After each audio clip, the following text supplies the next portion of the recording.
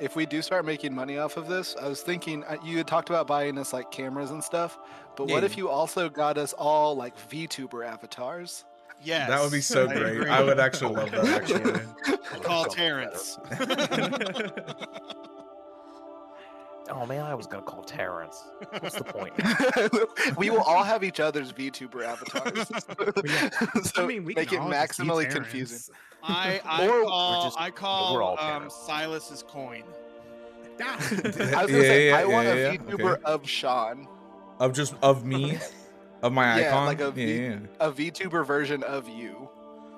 Well, then what would I be? I'm Monk Sean. Just yourself. You would have your real camera. Oh, I'd be real. I'd be like it'd be like I'm like on the Muppets movie or something.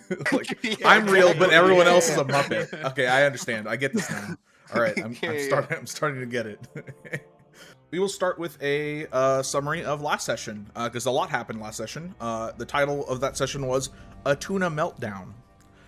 I didn't see that. That's sick as hell. Ernie, go jump off the roof. The Deadweights. If I hear anybody mention a tuna melt, I'm ending it. Look, that was the session summary. I could not do it, dude. I could not. Okay, all right. But You get one.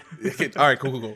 The Deadweights continued to the three remaining rooms: the bronze, iron, and silver rooms. First was the bronze room, where the Deadweights walked into a regal banquet with fresh hot food out on a long table. After some hesitation, the party ate from the food and gained the benefits of a hero's feast. Next was the iron room, a cave system where the group was ambushed by gemstone constructs.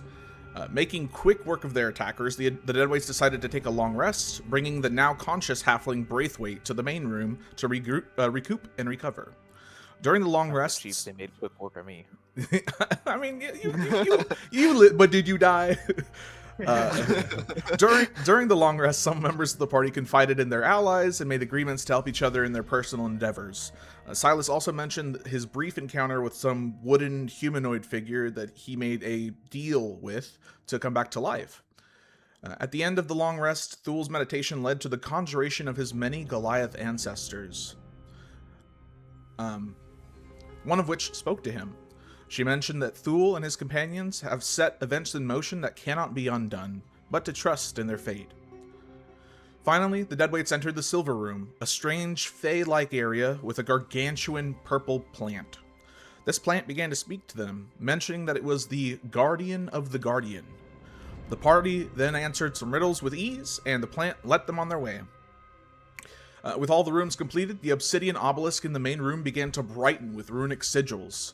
Suddenly, a planar shift occurred, and a surprised Ethrin, Kalagos, and Breaker apparated out of nowhere. A fight instantly broke out. As soon as the Deadweights seemed to have the upper hand, Ethrin teleported out of the fight altogether, abandoning his orc ally Breaker, which, I didn't mention this last time, but I do want to just kind of put I want to put a pin in this, because just to kind of show you what kind of guy Ethrin is, the ability that he used, the spell that he cast to teleport, he absolutely could have taken one person willing with him. Oh wow. And he had one more face step. So he could have face-stepped over to Breaker and then used his ability to get out. To give some credit to Magic Man, I would like to hope that I put the fear of God in him. Y'all kind of With did. a very successful intimidation check. Yeah, you Despite guys not hitting a single attack. He also got shot in the back of the head immediately after. Yeah, maybe he was more Yeah. scared of him. But That scared me. I mean, yeah, heat of the moment or whatever, but you know, well, it was what it was. While most of the party were ready to peacefully continue, Terrence's will for vengeance extended the fight until Breaker and Terrence were face to face. With a flurry of strikes, Terrence felled the powerful orc, ending her life. Thul then pinned Terrence to the wall, screaming that Breaker was the only lead to finding Ethrin, but Terrence seemed satisfied enough with his decision. Half of the party condemned the war crime, while half of the party understood his decision. All of a sudden, the obsidian obelisk split into 6 pieces, and like an upright coffin lid, all the sides fell to the floor. And that is where we are. In this point in time, you guys are... Oh, I need to bring up the actual page. That'd be pretty good, huh? Am I still pinned to the wall? No, I remember. I remember him dropped- lucky I go. dropped you. Yeah. Okay, okay. Am I still DM? Yeah, am I still I- pinned to the wall? I kissed him while he's pinned. No. Yes! Finally! No. Let's move you guys. Boink. We got to Back- make sure that we're all counted as adults for that Discord check. Right. Oh my gosh. roll for it? Here we go. Terrence is actually 13. Oh Never mind. There was no kiss. There was no kissing involved. no! There's no kiss. So there is a brief moment before the different sides of this obsidian obelisk fall to the ground. Is there anything that any of you would like to do, like in this sort of split second? Quick, somebody grab all the loot. Yeah, I was gonna say, can we? We did talk about this. I ain't all I doing it. remember. I ain't touching her. I was about to say is the Terrence purposefully did not. Can I see if she's got any like sick ass gloves or anything? Is there any loot that's worth it? Give me a perception check. I don't know if you'll be able to like have enough time to scrounge up all the loot before like the sides fall, but you have enough time to like see the view in front of you, if you will. Shove her body in the bag of holding. Perception survey says. Oh, nice. 19. Ooh, 19. You Okay. with the I nine got that with the shit. 19 in perception, Kalen, you were able to both remember and then see that during the fight, although Breaker used mainly a great axe, that seemed kind of standard issue adventurer great axe. She does have these iridescent like fighting wraps that are kind of wrapped around her both of her arms and like both of her wrists, and goes all the way up to like the tips of her fingers. Fighting wraps. Even better, baby. They seem to be like My man doesn't iridescent. have They, the gloves he's looking for. they seem to be I'll take that. glowing like a rainbow kind of prismatic color, like depending on where you look at them in the source of light that you're at. Ooh, even better. Can I just take them? You'll be able to take them soon. Okay, fair enough. It does take Rocks some are time falling. to take them off of a dead body. Just pop the whole arm off. Yeah, was what if you gonna say, just keep cut the your hand a arm little and you're good to go? That would also take I time. Do those count as improvised weapons? What, the arms? Oh god. Oh my lord. Yeah, if I use those as improvised weapons, can I in fact get my improvised weapons bonus and the magic hands? No. Kalen is, Absolutely like, not. literally Rule, throwing rule of cool, Sean. Rule of cool. Rule of This is turning into a hell horror no. campaign. Railroading, am I right? Railroad. Wait. Use this. Use the wraps to tie them together, and you got arm nunchucks. Yeah. we're kind of MacGyvering No, I this can't now. do that. I'm afraid that is a monk weapon. I can't do that. That's too inventive. Oh, Reel it dang. back. Well, I was trying to find a way to display for the stream what you guys see coming out, like that comes out of the from the obsidian obelisk, and I am continuing to look for it. Oh, that's good. That's good sound. That's a wonderful sound, actually. Does anyone else have anything that they would like to do before I reveal what is actually here? All right, listen, Thule. I understand why you're upset. You're a bit of a softie. It's fine. You soft. But we're not without any leads. Did you not hear him when he came flying in here? It is not just about not having further leads. She had given up and surrendered. I know you're hurt, but for somebody with such good eyesight, you fail to see beyond the tip of your nose. Bars. Is that he turns over to Kayleen. Is that a goblin joke? Is it because I have a larger nose? It is not because of your long nose. It's simply because you lack foresight. Oh, yeah. And at the it's not your long nose is when like the obsidian plates come crashing down and just kind of like shake like around Thule's statement, and you're all able to see that the light from the core of the obsidian obelisk begins to fade away, and after a moment, when that light fades, you see before you a woman, a very tall lady actually. God. You see, Not a woman. run away! You see before you a woman that seems to be probably about 8 feet tall. Her height is increased by probably the most noticing aspect of her attire, and that is that on top of her head, helmed as a helmet, is a beige-looking bear skull. And then the back of that bear skull has this bear's fur that's kind of like going down the entirety of the back all the way down to her shoulders. She seems to be wearing what seems to be winter style clothes, or like nomadic sort of winter clothes.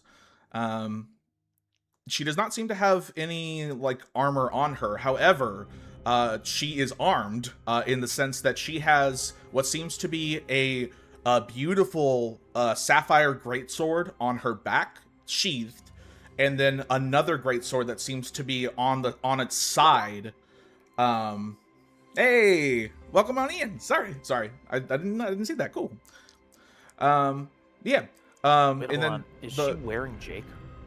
She is, that would be really funny. No. So the actual the bear skull. Roll me it. No, I'm kidding. No.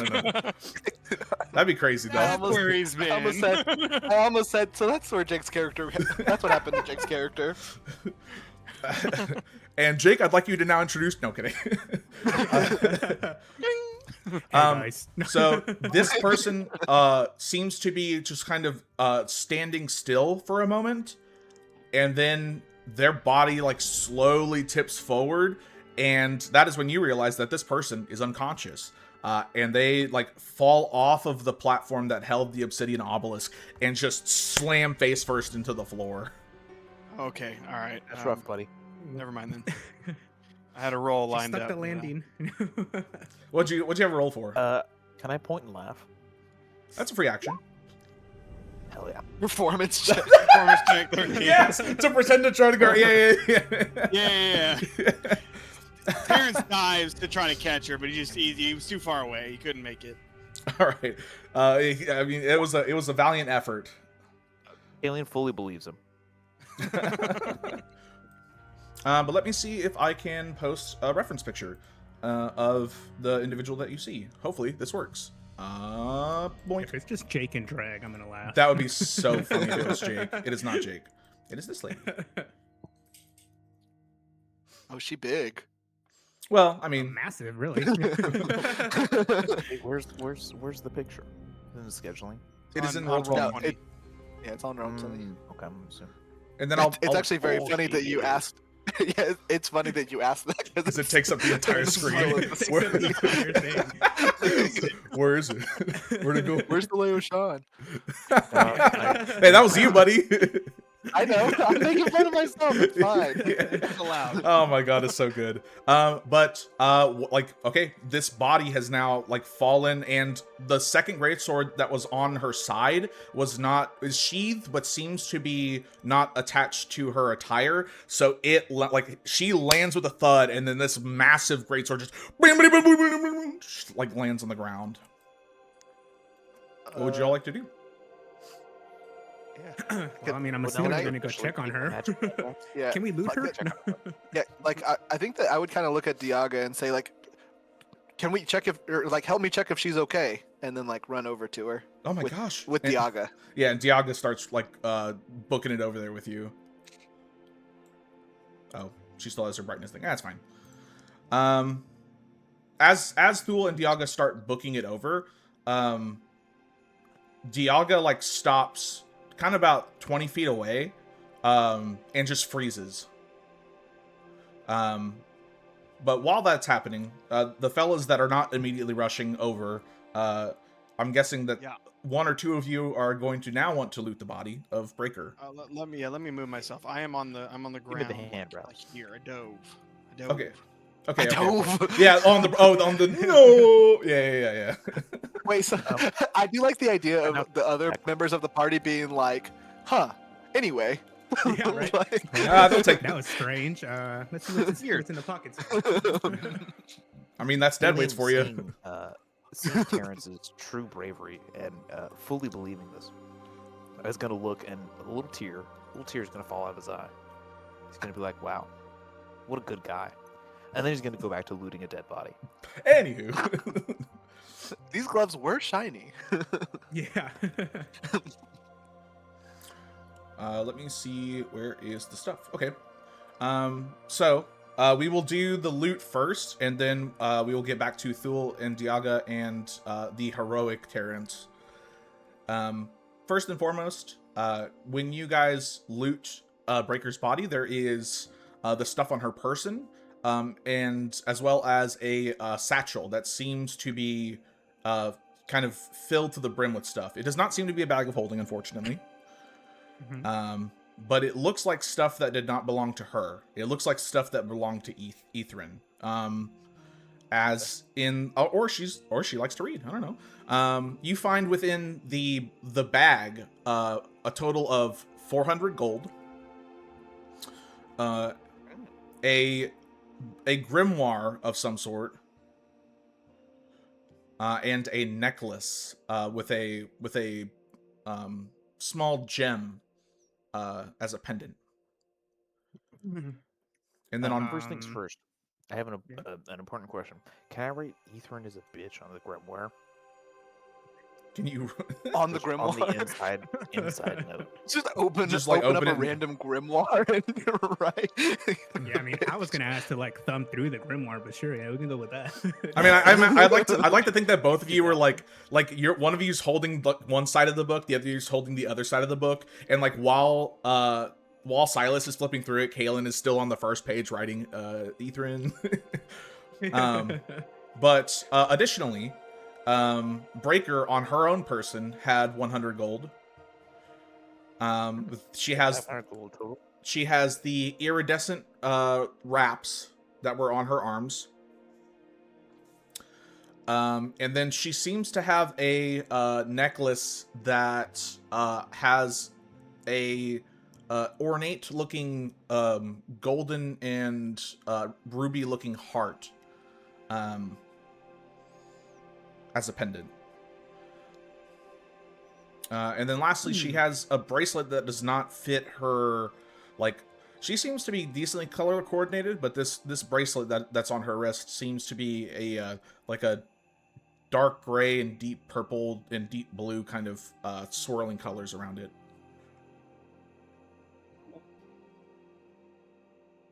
I'll take the wraps. I'm gonna be honest, I I'm don't here really for care one about thing much else only. past this. Yeah. Somebody grab everything, please. Yeah. I assume you guys are gonna get the whole thing. Yeah. I'm Yeah. still interested in this Bag- grimoire. Like, bag if I of look holding. at it, do I know what it is? Yeah, roll me an Arcana, and it's going to be a pretty low DC, especially because you're thumbing through it. Mm-hmm. Our party of marshals looking at magical objects like, what the fuck is this? Yeah, what is it? I mean, I can't read. Hey, this is a weird book. No. All right, rolling. Ooh. I would guess like I am to, literate. point out to Silas Roll that 21. really the Ethan sucks grimoire. It's very important. Very important. Oh, Silas over here. Yeah. The most important Yeah, page. sure, whatever, buddy. But with the 21 in Arcana, you're able to find out that this is what is called a book or grimoire of spell rituals. Essentially, you can attune to this, and as long as you have the ability to cast spells in any form or fashion, it comes with like, it seems to have a few pages of ritual spells that already exist within it. But then on top of that, if you were ever able to find like ritual spell scrolls in the wild, you would be able to transfer that knowledge to this book and add it to the book. So kind of like a mini wizard in a sense. Okay, that's cool. And I But guess since it's only for ritual I'm spells? the only spell I have That's is correct. Booming Blade. Does that mean this works for me? That It works. could. I can finally cast something else besides Booming Blade. But it has to be a ritual cast, which means Yeah. it takes like 10 minutes. Like, hey, nobody Go- move. Yeah, guys, hold him off. Drop me Ah, blade. da, da, da. hold him off for like 100 rounds, I think. But returning over, I'll let you guys simmer with that for a bit. Returning over to Thule, Diaga, and Terrence. Diaga stops about here, and she seems to freeze. And Thule, you can see that her eyes are wide, and her mouth is her jaw is agape. It's just open as she looks upon this individual that is on the face first on the ground. And she just goes really quietly, almost to herself, just, "That's Anna." Is she like your sister or something? That's and then You're more like a lion. and then Terrence, I need you to make a dexterity saving throw as Diaga passes out and falls backwards. Oh no! He's got to catch the just big gonna- lady. He's gonna do a performance check to act like it and then step out of the way. That is tough. That is a tough decision you have laid at my feet. That's kind of. She's helped us. That's a nat 20. I pick her up. I hold her over my head. Whoa! That's save, not a strength save. Oh, yeah, no, you're right. Try to catch her. I would try to catch her. Does that need to be a strength save? I mean, I'll take that for now. And so you're not able to fully hold her and pick her up over your head like the Grinch or something, but you're you able to stop her from flattening both of you and then kind of placing her down to the side calmly, to where she doesn't hit her head doesn't bounce off the stone floor. But Diaga seems to be just passed out. Is Anna a name that either one of us would recognize as being in a pantheon or anything like that? Is that a name that we would recognize? Feel free for both of you to roll history. I got a solid +0. Good start. I don't know jack shit. Yeah. I mean, It's I don't even know my name half the time. who am I? There's nothing has happened until this moment. The world came into existence today. This is the moment that Thule gained consciousness. Yeah. Just staring in a mirror. Wait a second, I don't want to fight anybody anymore. Just squats. Terrence, would you like to also roll a history check? Sorry, I had a crying toddler approach me. History check. Ernie's with you?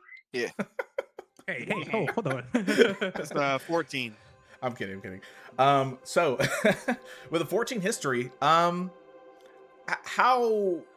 versed in history is Terrence on a foundational level? How much does he care about the history of the kingdom?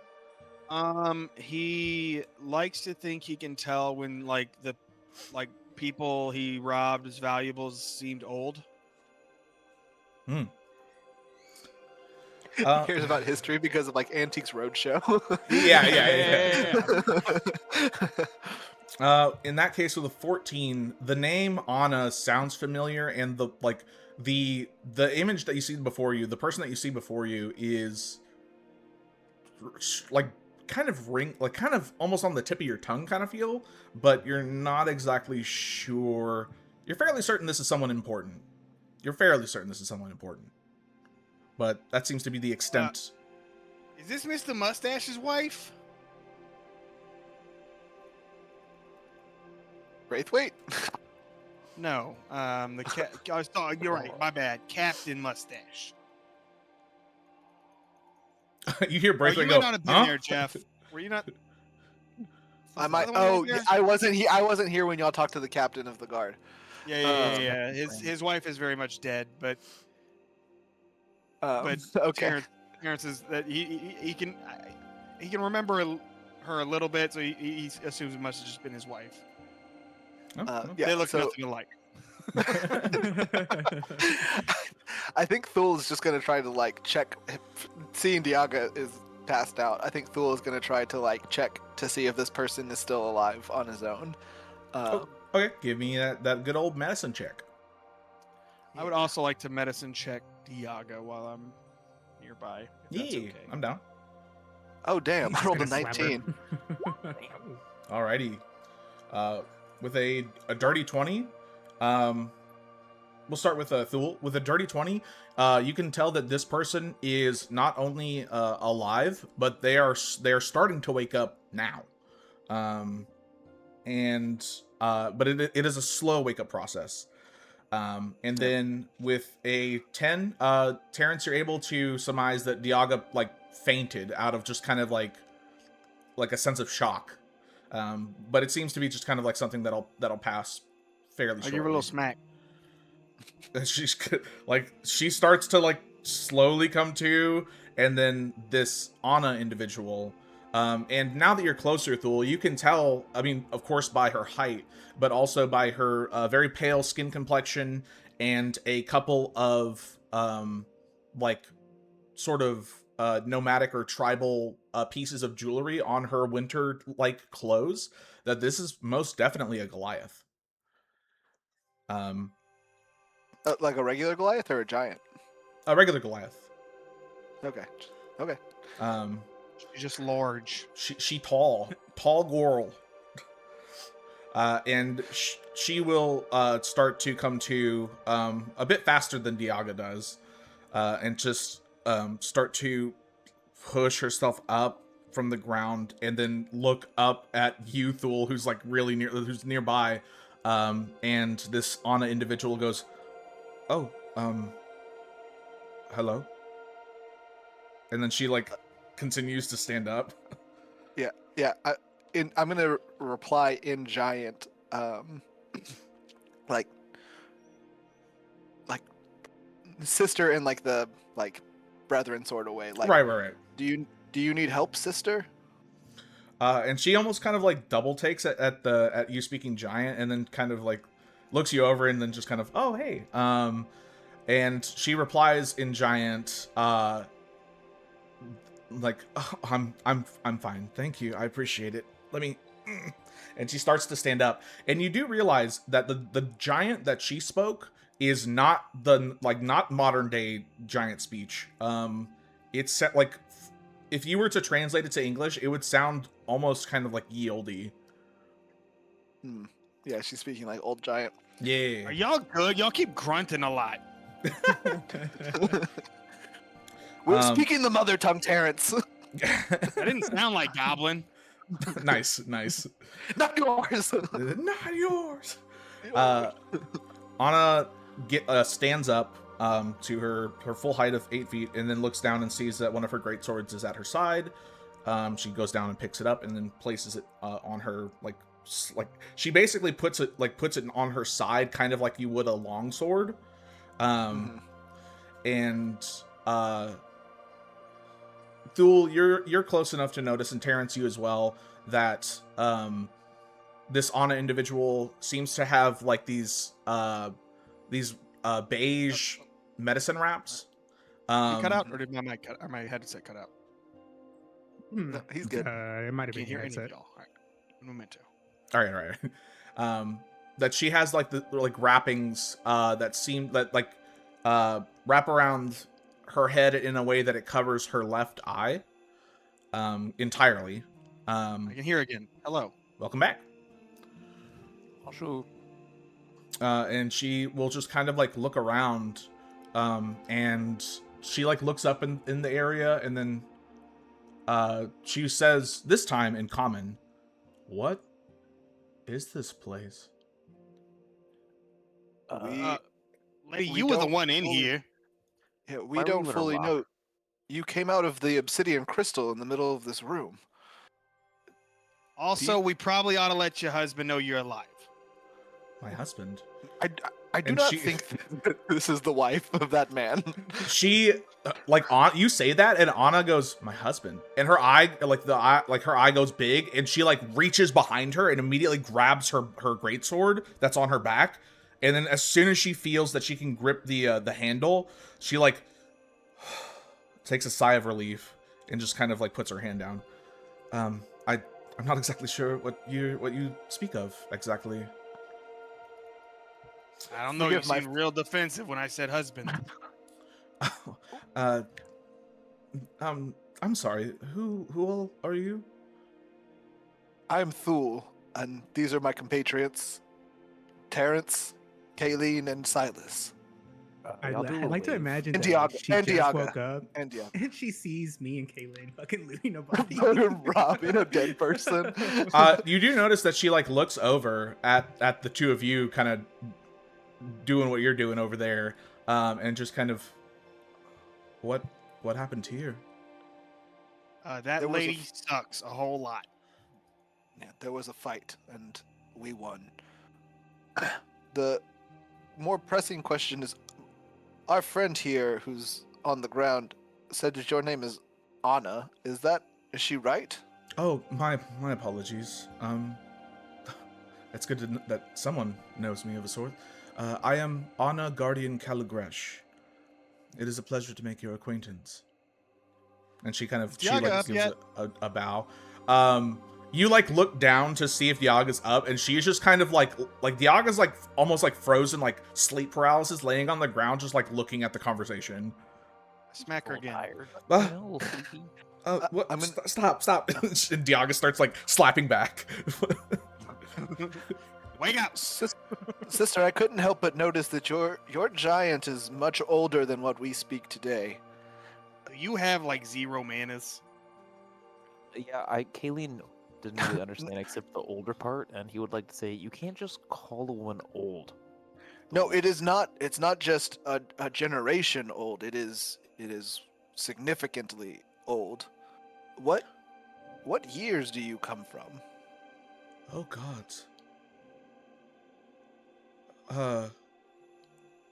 Oh, right, because calling us significantly old is much better. All right, that's fine. last year.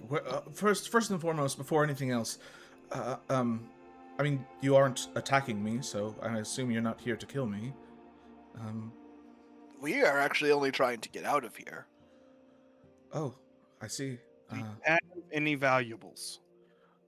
I mean, It's rude to ask a woman her age. It's not rude. you got anything on To you? be fair, you did not ask her age. You just called her ancient. This Um, is true. You just She called she her looks old. at you, and then she looks at you, Terrence, and then she looks at Kaylin and Silas, and then looks back at you, Terrence, and just gives a bit of a smirk, and she says, "Are you adventurers?" Of a sort. Yes. Then I'm hoping that we are still within the kingdom of Terran somewhere. Yes. Yes, we are under the kingdom of Terran, in fact. We're in Ledden. Yes, under the town of Ledden. I don't remember this place. If it does Lady Bassadin still draw breath? Define Uh, breath. Diaga, that's that one's up your alley. And Come like, on, talk to yourself. and Diaga just like immediately just like she scrambles very like in a frantic way. She scrambles to get to like a knight's kneel in front of Anna, and Diaga will start to say, "Hero of slumber," and then like halfway through, like Anna goes, "Please do not do that, please." And Diaga slowly stands up. Sorry. It is your Lady Anna. It is year 501 of the Third Age. And Anna at that point, like her eye gets big, and she goes, "Of the Third Age? How long have I been asleep?" And Diaga just, "Oh no. Third Age happened after the, oh my gosh, after the Hopeless War. Have you been down here since the end of the Hopeless War?" And Anna, like, at that point just starts to, like, look around, starting to realize how, like, where she is and how long it, like, time has passed. And she kind of, like, loses her, like, she loses the conversation a bit in kind of, like, trying to regather everything mentally. And Diaga, like, turns around to, and, like, kneels down to you, Terrence, and, like, grabs your arms, not tight, but just, like, grabs your arms, and she looks anxious as hell, and she Try to goes, shake her off. and she, Touch we, me. Sorry, we need to get her to Lady Basseton now. We need to get up to the surface again. Oh wait, who did? Diaga did? Yeah, Diaga did. Oh, okay, never mind. That's fine. I thought Anna was grabbing me. No. You're like, don't touch me. Lady, you I lady? just met you. Get your fucking hands off me. Unhand me, wh- woman. Why? Who is this lady? She's okay, how much do you remember? How much do you know about history, like the Hopeless War and all that kind of stuff? This one lady once had a really cool amulet, and it had like a picture of I think it's your Basseton lady. It was pretty neat. It got us a lot of gold when we sold it to our fence. Okay. All right, so we're gonna have to have a little bit of a history lesson, I guess. And then like Anna just walks up to like between Thule and Diaga, and speaks like loud enough for the entire room to hear. And she unsheathes the sapphire greatsword on her back, and she says, I'm going to attempt to find a way out of here. I'll be right back." And she gives a smile and a nod and starts walking around. Are we just gonna let her go, or Yeah, she walks yes, like you're- away. Do I have the gloves? Am I gloved? You can think as she's at this point you as do she have the goes to- wraps on. Okay, perfect. You've just been over there like wrapping your fists this whole time. You're Yes. like, wait, what's going on, guys? Hey, when you say sapphire sword, is it like literally made of sapphire, or is it just sapphire colored? It is it is the handle and the hilt seem to be of a sort of steel or blue sort of like a dark blue steel, and then there seems to be a myriad of sapphires on the hilt and handle, and then the blade itself seems to be this deep blue, but you're fairly certain that the blade itself is not sapphire. Cool. Ernie's like, Yeah, should it's we just like- steal that sword? Yeah, it's like, just make a mental note of that. I'd like to, so I'll hey, shoulder. Diaga, not to say we are, but if we needed to maybe procure those swords, what do you think our chances are? 0. What are you talking about? And Diaga's like, Diaga goes, okay. This is jumping ahead a little bit, but that lady there has felled an ancient dragon. So you're calling her like really, really old? I'm beginning to like. Oh God, his did plan. I? As Anna goes to like walk away, I'm just gonna say, "Let me walk with you, sister. I have questions for you." Oh, that's fine by me. Let the tall ones figure it out. Yeah, right. Sounds like a It is plan. funny. It is funny because we're both 8 feet, but this makes it look like I'm tiny compared to her. Oh, that's true. Yeah. This little baby. I'll go over here, and I'm gonna do a little looking around at this big door. Yeah, where are they heading off to? Which direction? Anna seems to be going out to where you guys came from. All right, yeah, I'd like to go with Kayleen to the other door. So as we start walking that way, I'm gonna say, this is the way that we came in. There's been creatures digging tunnels here, and we fell down this hole, chasing our friend who had been taken by one. I don't think that there's a way out this way. There were worms.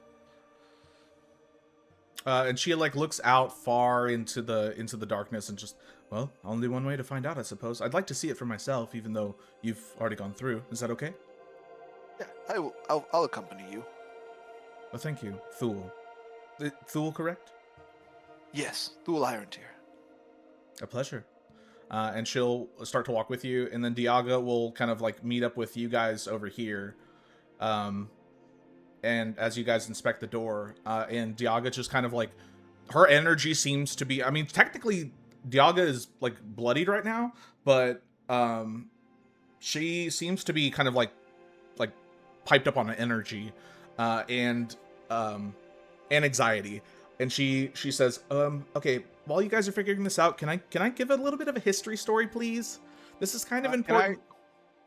Sean, your discretion. No, now knowing that she's bloodied, can I retroactively one of my wake up slaps be a cure wounds? Absolutely, yeah, that'd be cool. that, that would be a fantastic way to Max play like a damage. 13. That she is not cleric. bloody. We're also like done looting the body, right? Like I don't have to do anything more with Breaker. Yeah, or- we're good. We're good. No, you should have you to guys got the bury the entirety of body. everything. And I will put. Oh, by the way, the book. You feel you're not Which sure book? What was that? the book that Silas is holding, the book of spell rituals, What was the the name of it? Sucks, Grimoire. the grimoire of spell rituals. No, try that again. That wasn't it. Huh? There That's- seems to have been a name for this book. Yeah. A farewell to arms? No. It's like right there on the title page, Sean. I don't. Oh, the art Actually, of war. right No underneath. kidding. The Cat in the Hat.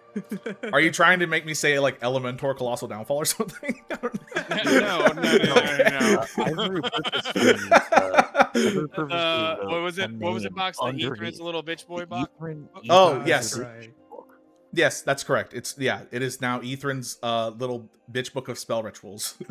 Yeah, I love that I'm gonna be carrying this fucking grimoire, and that's the title written on it. You feel that it requires attunement. So it takes about an hour for you to attune to this item. And you feel that, Kalen, you feel like a magic coming from the iridescent wraps that are around your hands. So although they are on your hands, it will take an hour to attune to them as well. Just got warm hands for an hour. I mean, it feels kind of nice. It's just a pair of hand warmers. They'll help with punching. Silas is done like thumbing through the grimoire, and I'm gonna join up with the rest of the group. I was completely oblivious to what the hell just happened, and I'd be like, so what I miss? Hey, but Listen, there was a war. Hello, the fan. There were things. Oh, Lady hang walked off. Oh, I can What hear are you you guys gonna now. do? What do I miss? a lot. Everything so far. Mama Anna Yep, came out of the that. crystal. Mama Who Anna. the hell is Anna? And then they looted Breaker's corpse, and we got they stole the goods, and now they're making it their own. And we're trying to get out. Yes. So we will start with the people at the door, and then we'll go back to Thule and Anna. So Diaga starts going into kind of a history lesson while Kalen and Terrence start looking at the door. If either of you wants to roll a perception or investigation, or one of each, feel free to. Yeah. Diaga, go. Okay. I'll do perception. Same. Oh, 16. 16 and 13. Nice. Okay. So Diaga, as you guys are looking it over, Diaga just, okay, all right. History's happening today, right now. History is happening right now. And I gotta start somewhere. Hopeless War. Okay, Hopeless War. Okay, so 500 years ago, 501-ish to be exact, there were a bunch of ancient dragons that did not like people at all, and they created a group called the Ancients, and that group of ancient dragons tried to burn the entirety of the world to take it over again, right? So the kingdoms of the world, along with their guardians, like Lady Bassadin, right, they fought back, and it was because of everyone working together and a band of adventurers that the ancients were defeated and were forced to return to the lairs of which they came. Anna's one of those. She's one of the adventurers. Dick. Can she kill a dragon for us? That's like a lot of money. I mean, the story says she's done it before. She's the one that felled See? Hazav. I would like to put a hand on Tiaga's shoulder and say, listen, no pressure. But it's on you to get her to join our group. You got it. And she just seems kind of speechless at that point. We can split it up 5.5 ways. Just give us some of the food we got in the bag. I think she already has, like, a group, I think. Listen, this was a long time ago. They're probably at least like 70% dead, and we're only like And 90%. Diaga, like, gives you the face of, like, a kid that just got told Santa isn't real. Oh no! They were real. They're dead now. in a retroactive sense. They're no longer Uh, real. Unlike Silas, who was dead and is now only a little dead, they're probably pretty dead. So, like, she's a free agent. No, but the story went. Oh gosh, the story. Okay, so at the end of everything, and at that point, your perception checks. You're looking at the main part of this door, and there are familiar sigils upon the top of the door, but you don't really remember where you saw the sigils from. You just know it is somewhere recent. Would they be the same sigils as in the other rooms? Like, would they match any of the ones in the other rooms? It's kind of Or fog. on the obsidian thing? It doesn't match the obsidian, anything in this room, and you're not exactly sure if it was something in these previous rooms or even before that. Can I punch Can we a just sigil? can we just push the door? Yeah, you push the door. I see any traps? Roll for traps. Yeah. This would be a good time to swap back to Thule and Anna. Thule, you walk with Anna down the long hallway that you were previously at before. And just for now, I will swap back to those ruins and see if we can get that going.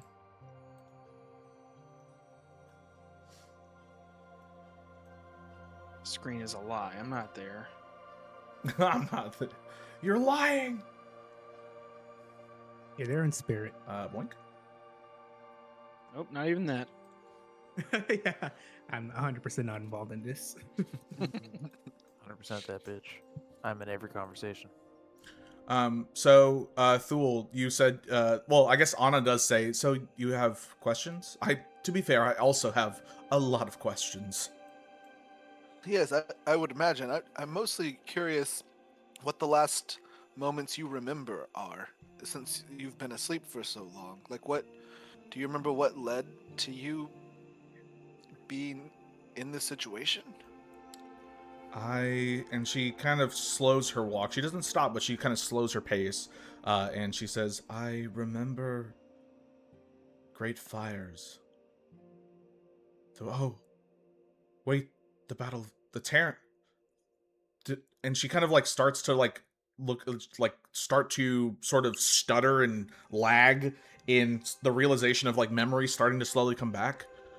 And she looks up and she looks at you, Thule, and she desperately asks, Did we win? When you say Terran is above us, it's all above us, right?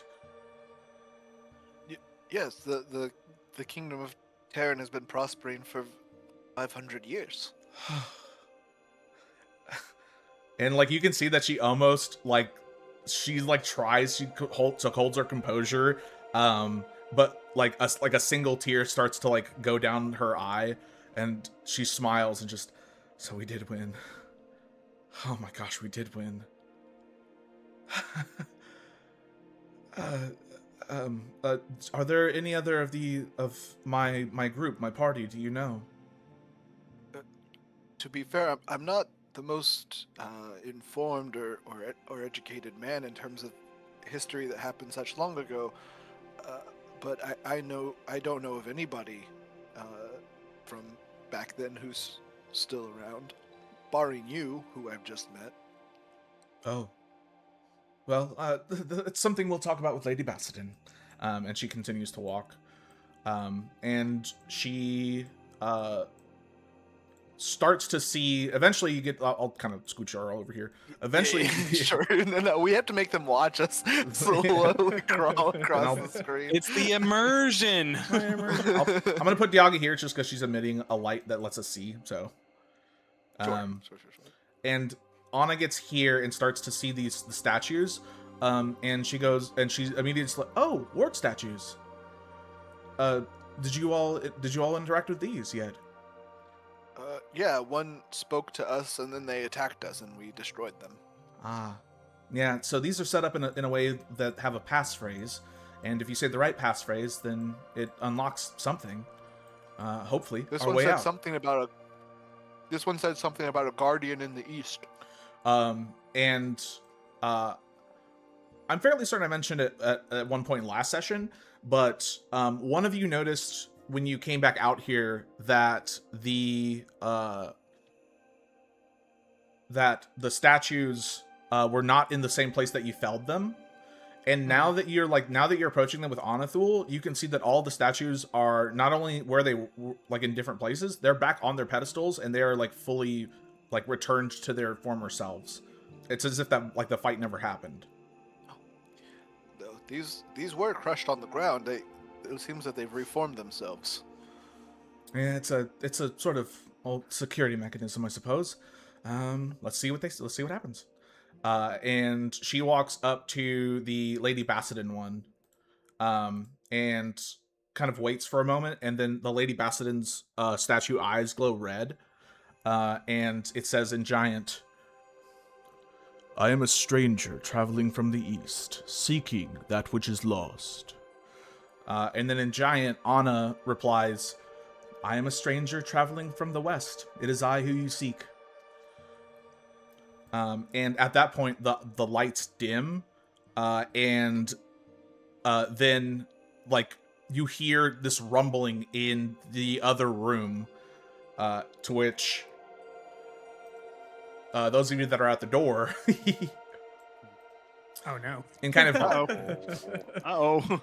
in kind of great timing, like Terrence, you're checking for traps, and you like start to like press on the door, like because you were eventually like, I push it open, right? Or like Yeah. yeah, so you go to push it open, and all of a sudden you guys watch as Terrence like presses his hands on it and starts to push. The entire door, like the engraved sigils upon the door start to light up, and then start to slowly push, like the double doors start to slowly push back to reveal another corridor. Damn, Terrence is strong. Terrence, Silas, yes. Silas will Terrence ask looks Terrence, at what the hell Silas did and you just do? like flexes one arm. I'll clap a little bit. Deserve some applause. You gotta have the magic touch. And Tiaga's just like, oh wow. Wow. I guess he's okay, gonna guess we go shout, through the "Hey, door." hey, Thule, we got the door open." And you'll hear the echoes of that, and Anna will look to you, Thule, and say, "Well, seems like they want to get out of here, and so do I. You ready?" Of course. And she will start to walk back with you until you guys make it to the chamber. Dialga, I think, has one more use of her like twilight eyes or eyes of night or whatever they're called. So now that everyone's here, she will activate it one more time. Oh wait, no, she has it twice because you guys did get a long rest. Mm-hmm.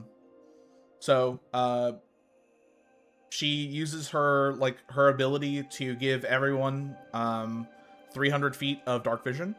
So at that point, you're able to see, after like this little bright purple sort of fiery phalite starts to appear above your eyebrows and then just kind of flicker away. You're able to see all the way down the corridor. It seems to be at about 150 to 200 feet. And at the very end, there seems to be like a fully made wall instead of a caved-in section.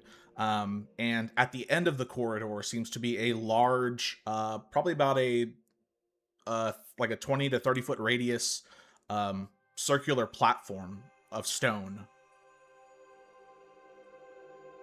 Would you say we rely on dark vision to see this corridor? Yeah, I mean, it like in this corridor, it is dark. Yes. So none of y'all see Terrence. He's hiding yet again. Where'd he go? Damn, he opened the door and then bounced. Yeah, he just does the whole peekaboo thing.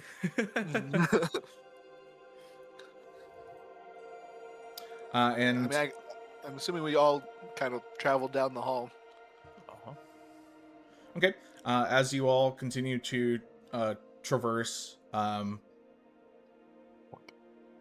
Diaga kind of like she walks by like next to Anna, and starts to kind of go over, like kind of catching up as much as you can during this walk about like the third year or the third age, and how the third age was started at the end of the Hopeless War to like signify how world changing it was.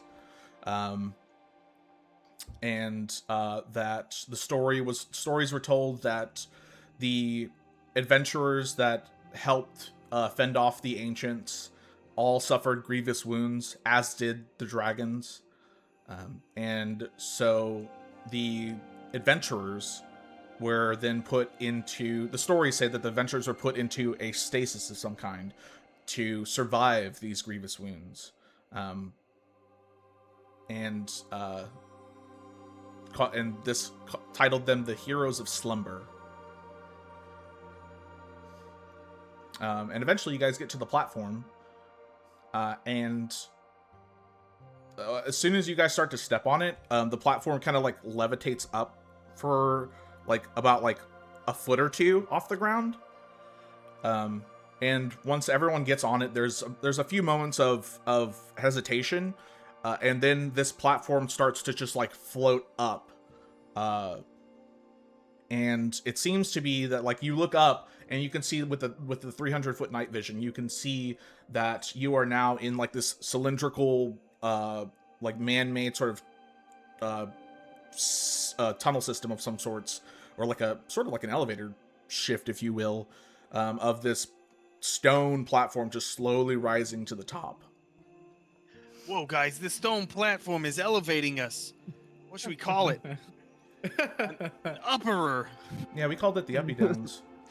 Yeah, I was gonna say this is like an downer. Elden Ring. This is like an Elden Ring elevator. The lifty rocks. Lifty rocks. Lifty I rocks like is lifty good. rocks. I like lifty rocks. Lifty rocks? Yeah, lifty rocks. All right, guys, let's put in a patent on this. The rise up machine. I think we have to know how it works to have a patent. You stand on it and it goes up.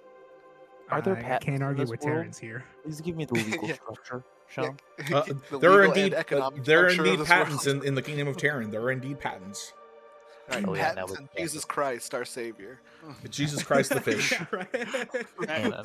Patton Oswald and Jesus Christ. I forgot Patton Oswalt is a thing. Amen. So, praise be. Anna says, so if you guys are adventurers, like what is adventuring like nowadays? Well, Let me tell you. we've killed a lot of people. You kill, steal, and rob, but you do it with like a note that says you're on a quest, and then everybody pays you to do it. It's great. We haven't robbed anybody. Yeah. They've Oh all yeah, been dead. you're right. We performed the ritual. Sorry. Mhm, mhm, mhm. No, Yeah, I guess it's It not is not- robbing if they're not alive. And Anna just property kind of law like gets pretty gray once somebody passes. Anna just kind of folds her arms like in front of her and just kind of, well, I see nothing's really changed. So, how many people did you property acquisition? I didn't really do any of that sort of stuff. I just protected my party. That was usually up to, Me either. I just that- punched people. and you see her say, that was usually up to, and then she kind of stops and just kind of like blinks for a moment. It's usually, and she like seems to panic a little bit. I don't remember their names. Maybe I'm sure that your Harold? memory will. I'm sure that the names will return to you, sister. You've been asleep for a long time. Perhaps you're right. Perhaps You you're only right. fell out of a rock like 10 minutes ago. How does Gerald feel? Does Gerald sound right? Yeah. Is there a Greg? Is there a Dan? There is a Greg, but not part of my party, no. Diaga, do you know the names of the other party members? Daphne. Diaga's just like, oh, well, yeah, there's... And she kind of, like, looks at her... She kind of, like, brings her, like, hands to her cheeks and starts, like, slapping her cheeks. Hello, Diaga, hello. There's Anna, Guardian Calugresh, Yeah, we got and that one. then there was... Can't recall, huh? Sounds like I'd Gerald. I'll pour a little bit out of my bottle and give it to Anna Diaga and say, I find this helps me remember most of the time. It also helps you forget a lot of the time. Well, if you've already forgotten, you can't forget. Duel, thanks for your advice. Fool. And Anna just takes it and just, oh, thank you, friend. And she just downs it in one go, and like reacts like it's water. And the Diaga just kind of like takes the drink and just, and then gives it back to you. Tell me, Sister, Anna, earlier in you your said time- that. Oh, sorry. Go for it. in your time, did you have tuna melts? I'm sorry, fuck. what? Ernie's dead. Are there sides? Are there sides to this uppies? I mean, it's like the stone wall is the side, if you will. is there like a gap between? No, there is not. It seems So to I'm be about to start perfectly. walking towards it. There's no way for you to do like jump. He waited for the perfect moment. Looking for a melty center to the walls of bread. Braithwaite is still with us, right? Yeah, he just seems to be kind of. Okay. Slash follow. Yeah, he just kind of seems to be kind of chilling. Sister, you said that there was one of the last things that you remembered was fire. Yes. That must have been pretty cool. It was not, and she kind of No, looks it's at hot. Terrence. It was not. It was a battle between all of the remaining armies of sparrows and the ancients. It was a fight that took place out on the outer walls of Terran. And If my limited knowledge serves me, nobody really knows what happened in detail in that final battle. Just that everybody kind of got their shit kicked in. I remember a lot of that. Yeah. What happened to y'all? Do you remember the details? Do you remember what happened in the fight?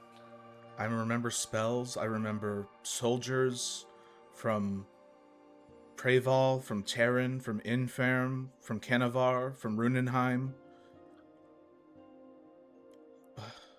I remember the ancients. Why can't I remember my friends? And then They're also on rocks. and you say that, and then she kind of like looks up, not at anyone in particular, just kind of looks up with like half a lidded eye of just kind of like, oh. And she says, that makes sense. If we were all if all of us had to be put under some sort of deep sleep, then it would be best to protect us. To be fair, I also didn't remember you, but I do drink a lot. That's certainly something. Now, do you recall any other chambers like this one? No, I've never seen this place before. Did you not voluntarily get in that rock?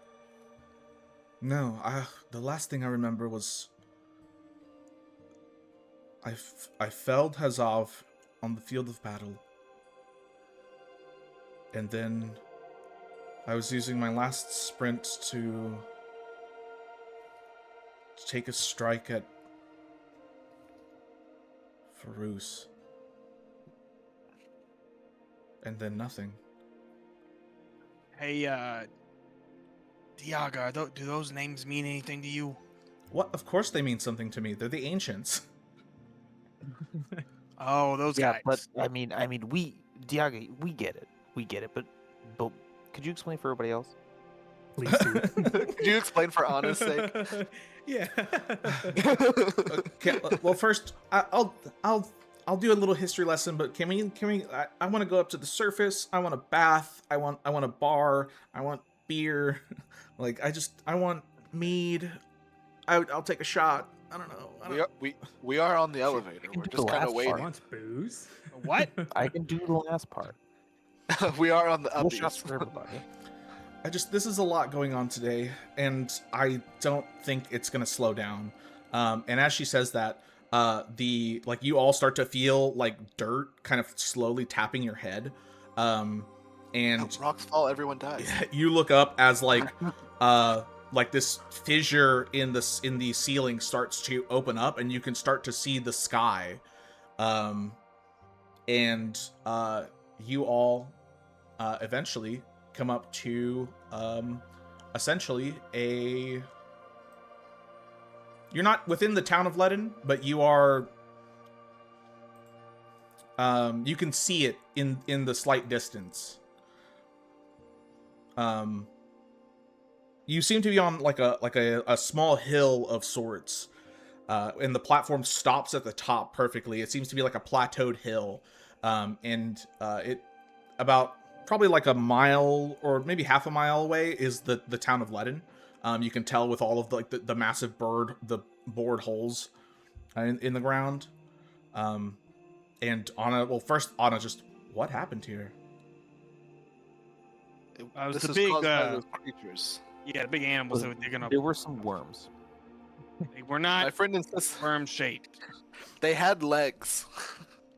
Worms have legs. And a worm can Some have of them, legs. I'm sure. Also, Does that clear things up?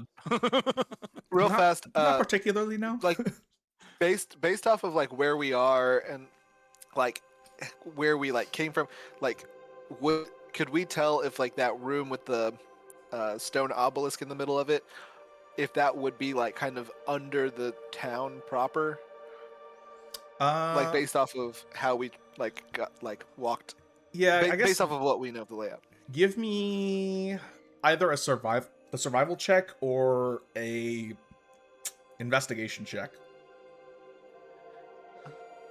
Do survival because it's a little bit. Nicer for you. I got an 11. With an 11, you're not exactly sure. I mean, it feels like it'd be pretty close, if not like directly. It seems to be more under, like, pretty close to under the fight that you guys had against those two rock creatures. Okay. The wood just I do a doesn't know better anything, huh? description of those rock creatures than worm to Anna to see if she knows what they are. Rockworm. Oh. If she calls them worms, I'm gonna die. And she smiles and she is like, oh, okay, I see. I guess they were some sort of alarm bell or something, I suppose. What do you mean by that? So bells have changed over the years, apparently. They're now these like metal like cylinder things that like you hit them and they make like a loud noise. Mm-hmm. They're not giant like hole digging creatures. It's difficult to explain, but I think they were meant to be there as you were meant to be where you all came. One of my friends back in those days, I remember some sort of prophecy that they were talking about, but not very much.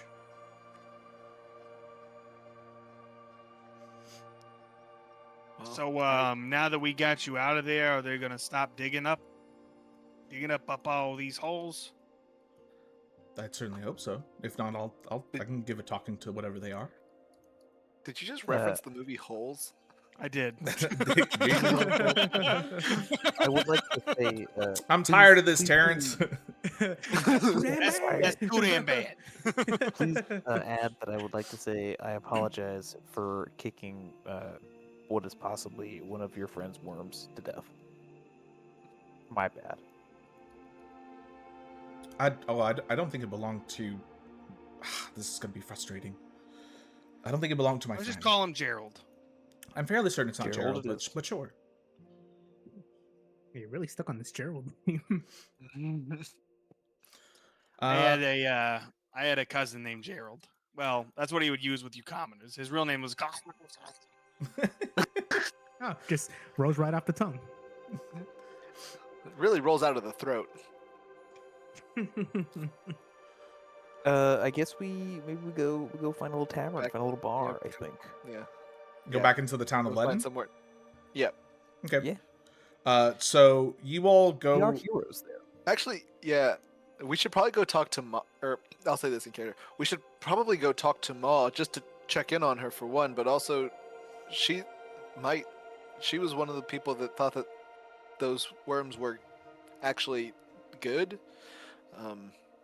So she might know something else that we are. Still one of them. What? There's still one of them. Somewhere, I mean, it yeah. turned into blue dots, but Like a bunch of little beads. Like Anna looks to Kaelin. Like little Yeah, little it turned little into a little bunch of, balls like, of light that floaty- kind of floaty. Yeah. Okay, okay. yeah, like No, that. those are summons. Those are Lady Bassadin It was- summons, actually. Oh, even better. Ooh. See, they're a summon. That means I didn't kill anything. But why would Lady Bassadin summon them? Perhaps same reason that I was placed underneath the ground. Maybe Oh, I also. Oh, sorry. Go on, Sean. maybe something triggers and it was supposed to enable people to come find me or something. I suppose.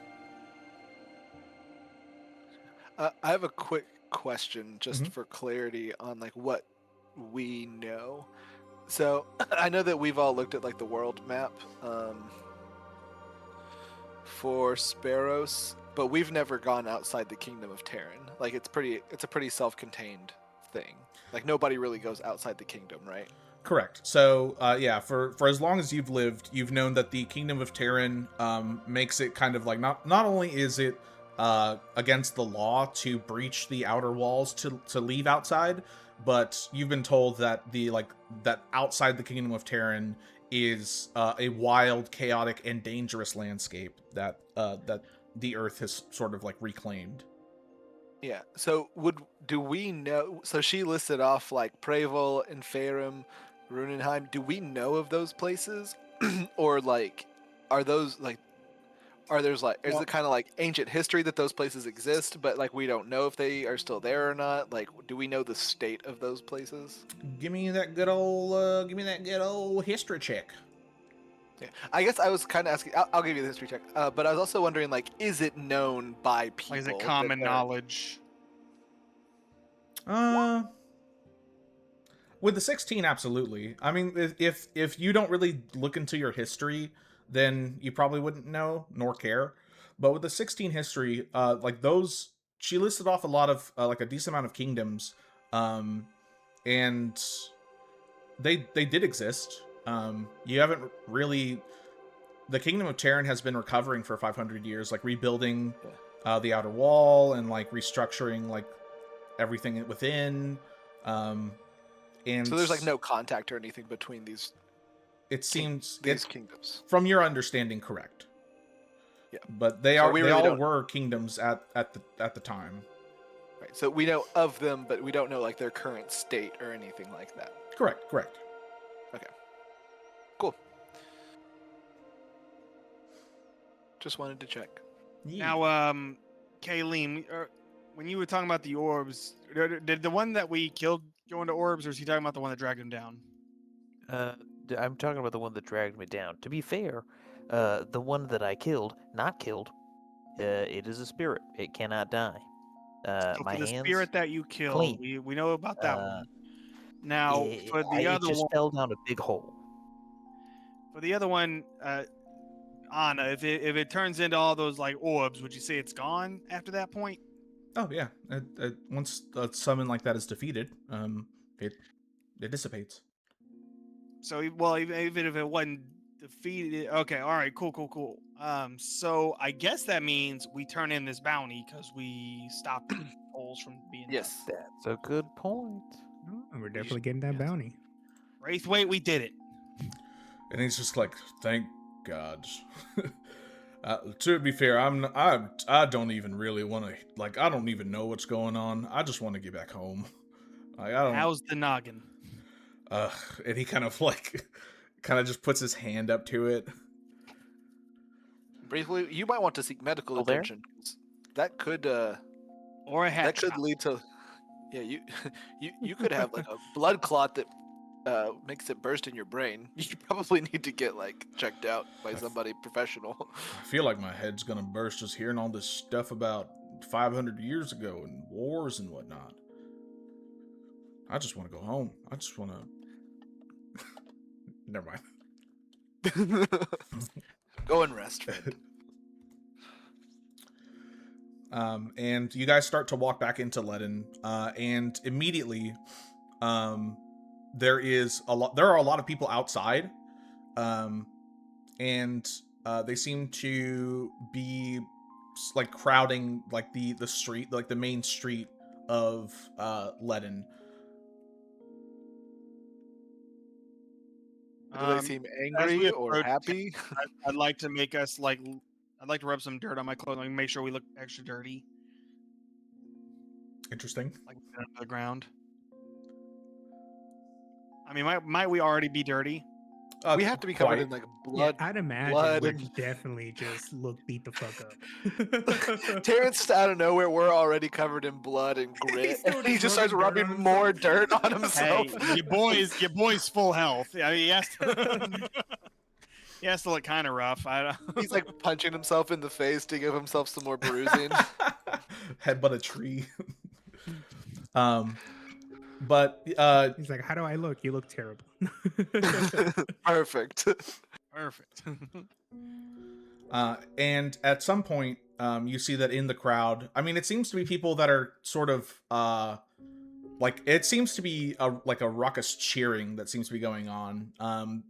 Like, as you approach the town of Ledin and eventually get past the entrance that you fought Pep at, you can see that, like, everyone in there is, like there are people playing instruments, banging on drums, there are people, like, drinking, dancing in the streets. But then there also seems to be, like, kind of on the sides, not really interacting with the crowd at all, are a few Terran guards. And I would like a couple of people to roll me perception. I can. have. Let me roll. My perception has a +4. I'm +7. Are we perceiving? A I've couple. got a +1. Does someone have something better? I have +4. Whatever. Oh, nice. 14 and 14. Consistent. Both 14s. Oh. And A3. And a I 3. try perceiving with my eyes closed. Yeah. Silas is like, can't I just look? But he has his eyes closed. Look with your I special can't use eyes. my brand. And yeah, you can see that that there are a myriad of like plated armor Terran guards. Some of them on horseback, and then some of them just like walking. And they seem to be looking around. Like they seem to be like looking for someone. Are they children in a costume? They are not. They are indeed not children in a costume. These seem like the real deal. Based on my perception roll, do I think I can take them? He's already trying to throw hands. You got those new You can wraps. certainly try.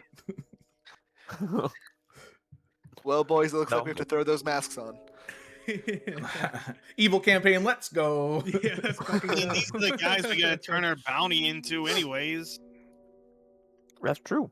Let's do we flag them down? What do we I think? swear to boys? God, if oh no, Pep is dead. I was about to say if Pep escaped somehow, but Pep is dead. He didn't escape. Pep is very much dead. Yeah, I'm afraid we gave him the hand. No, we didn't do nothing. He got killed by that spell. True. Oh yeah. Okay. We never left him mind. alive. Sean, the noise Sean did was something I forget what it was, but we were like, "That's crazy." I don't remember this. The way you vocalized the spell noise was crazy. Yes. I think it was like or something. I don't know. It was Oh, funny. I mean, I know Oh, that's the yeah. flumps. Oh yeah, yeah, that was the flumps. But no, whenever this spell happened, it was something crazy too. Anyway, that's beside the point. Uh, All right, I guess we just so walk up. I look as friendly as we- possible. we approach. Okay. Is Captain Mustache with you all, you guys? So this elven guard turns around and looks at all of you and kind of like studies all of you for a moment, and then kind of double takes at Anna and then looks back at all of you and says, "You all fit the description." And he Heroes? Whoa, agree. whoa, buddy. All right, man. Getting profiled out here. we are What do currently you fit a description, huh, bud? we're currently investigating a series of murders that happened within the Bronze District. Do you have time to answer some questions? I ain't never been to no Sure. Bronze District. I ain't never seen nobody. I don't even know nobody in the Bronze District. Terrence, we were just in the Bronze District. Shut up, though. Bronze District, what's that? What's one of the largest friend here. districts? The largest living district in the Middle kingdom. I thought he was in the Silver District. We never go outside the Middle District. I forget what it's called. The Honor District, I think. The honor. Yeah, we never leave the honor It's district. where we are, because we don't do anything wrong. Well, are you familiar Yes, with we'll answer the, your questions. you familiar with the a tavern called Twin Bells? Yes, we Uh, Doesn't bring there- one. Oh, that's the two Well, we balls know- one, right? The tavern after the name change when they became the Two Balls. And like he kind of like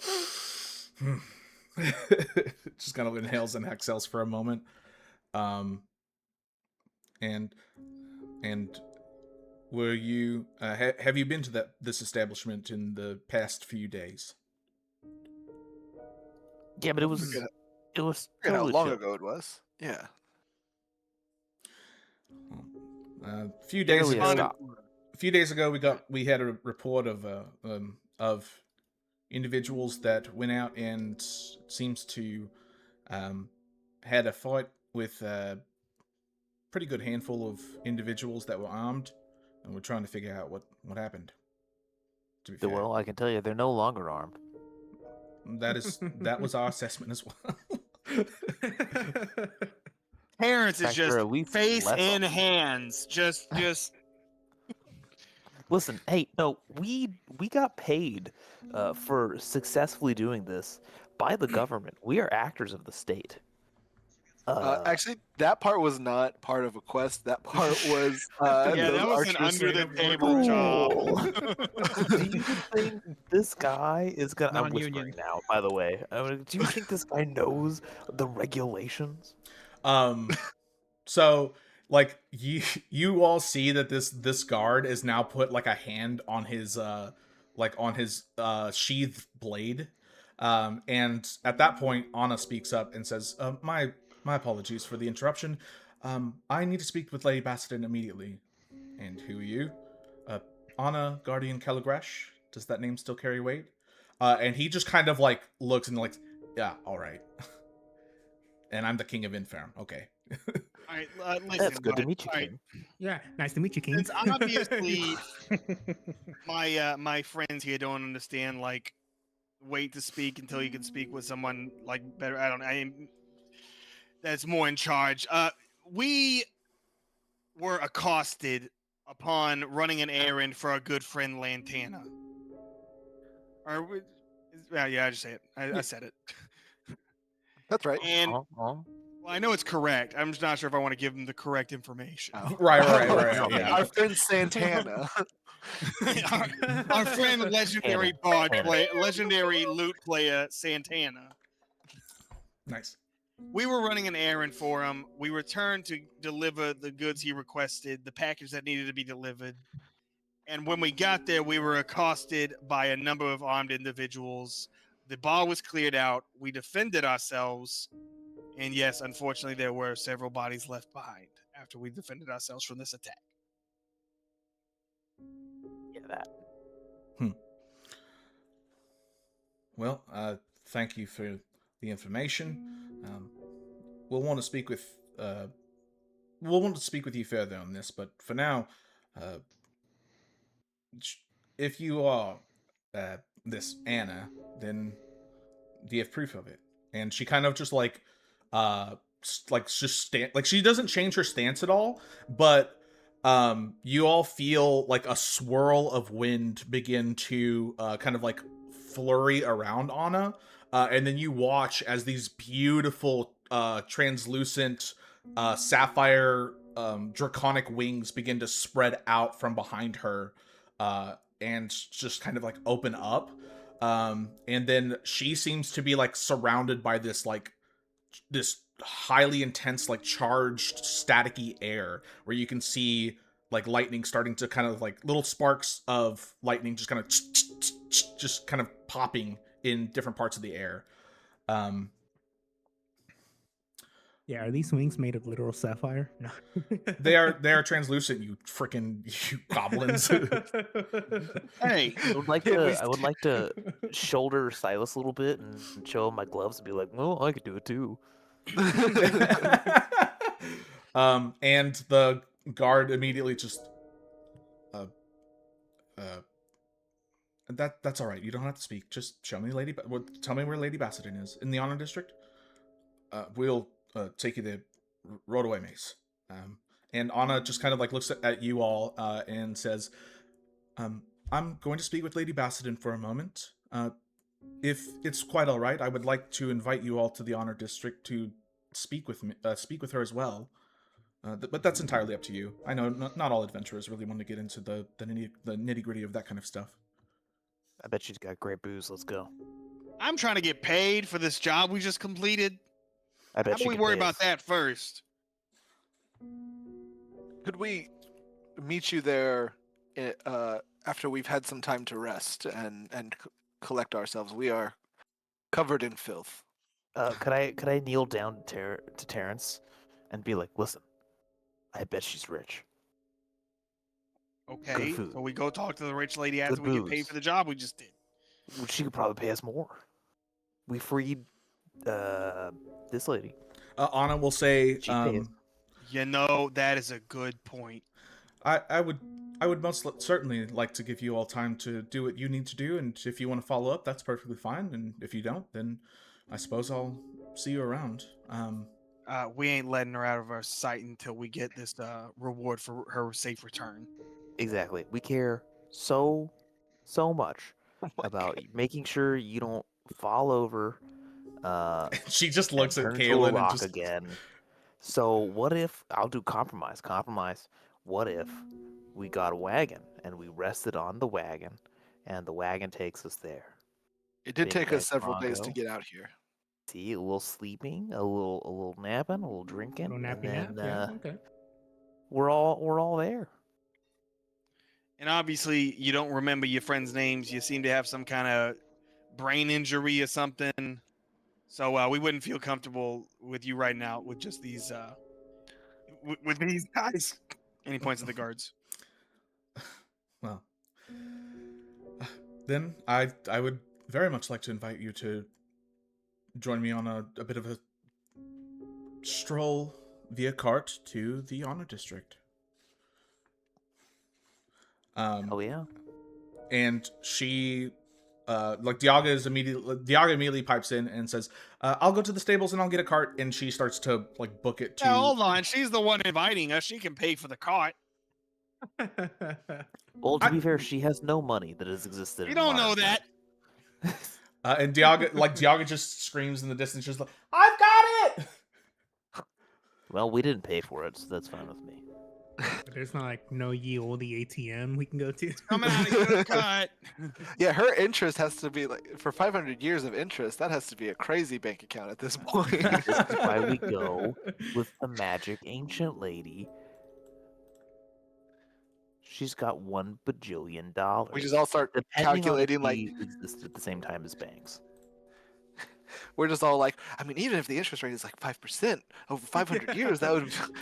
It's like, oh my god, she's She's Apparently gotta charts she's gotta go fake from having snoring. like $1 to like 5. But eventually, Diaga is going to get the cart and start like bring it over to you, pick you guys up, and go from the Hope District into the Honor District. Is there anything you would like to do in the meantime? I'll do a little. I I'll do a guess little meditation. I'm gonna try to attune to this grimoire. Dude, same. I want my little magic hands.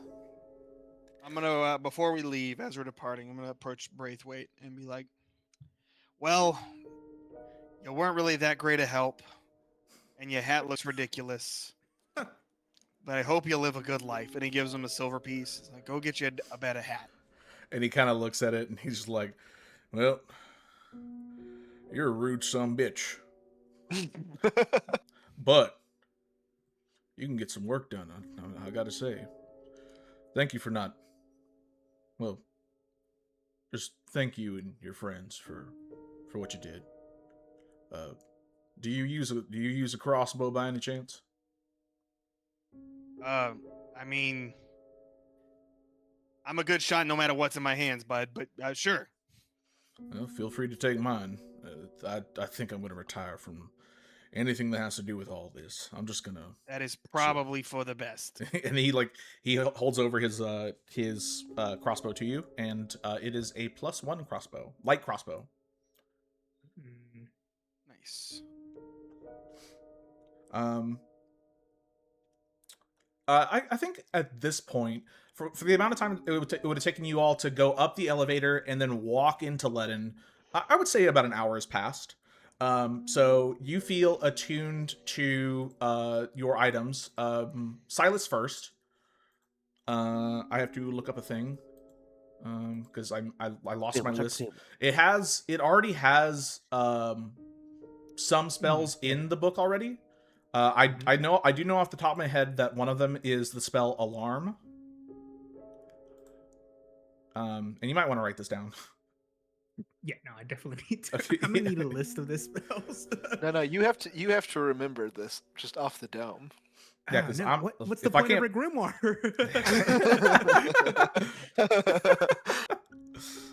Where is it? Sorry, what was the name? What was the name of the grimoire again? What was Ithran's a bitch boy. Little bitch boy Ithran's spell book or something like that. Spellbook for bitch boys. Which now includes Silas. Okay. So, are you ready to type some stuff down? Yep. Okay, so like I said, the spell Alarm is in there. The spell Comprehend Languages is in there. Okay. The spell Identify. Yep. Ooh. And the spell Purify Food and Drink. Purify Food and Drink. Nice. Now, I haven't looked it up, but does comprehend languages only let me comprehend, or can I also speak? No, tongues will let you speak. That's a 3rd level spell, though. But this is... But I know when people are talking shit about me. Okay. You can understand the literal meaning After a 10-minute of languages that you hear see signed. It'd be like, wait a minute. And just like, keep talking shit, I swear to God, in 10 minutes. I'm gonna figure out what you're saying. Kaylin. Yes. Kaylin, you feel an attunement to these bandages, and immediately hear a voice. And it says, "How you toots?" Oh no. Hella don't. And it seems to be like to your side, and you like look to like the sound of the voice, and you see a building, and then you hear up here, and you look up, and you see an individual that seems to be maybe a gnome woman, maybe a halfling. You're not sure, but she is. She is sitting on like the edge of the building's roof, looking down at you. Okay. Just kind of like swinging her legs.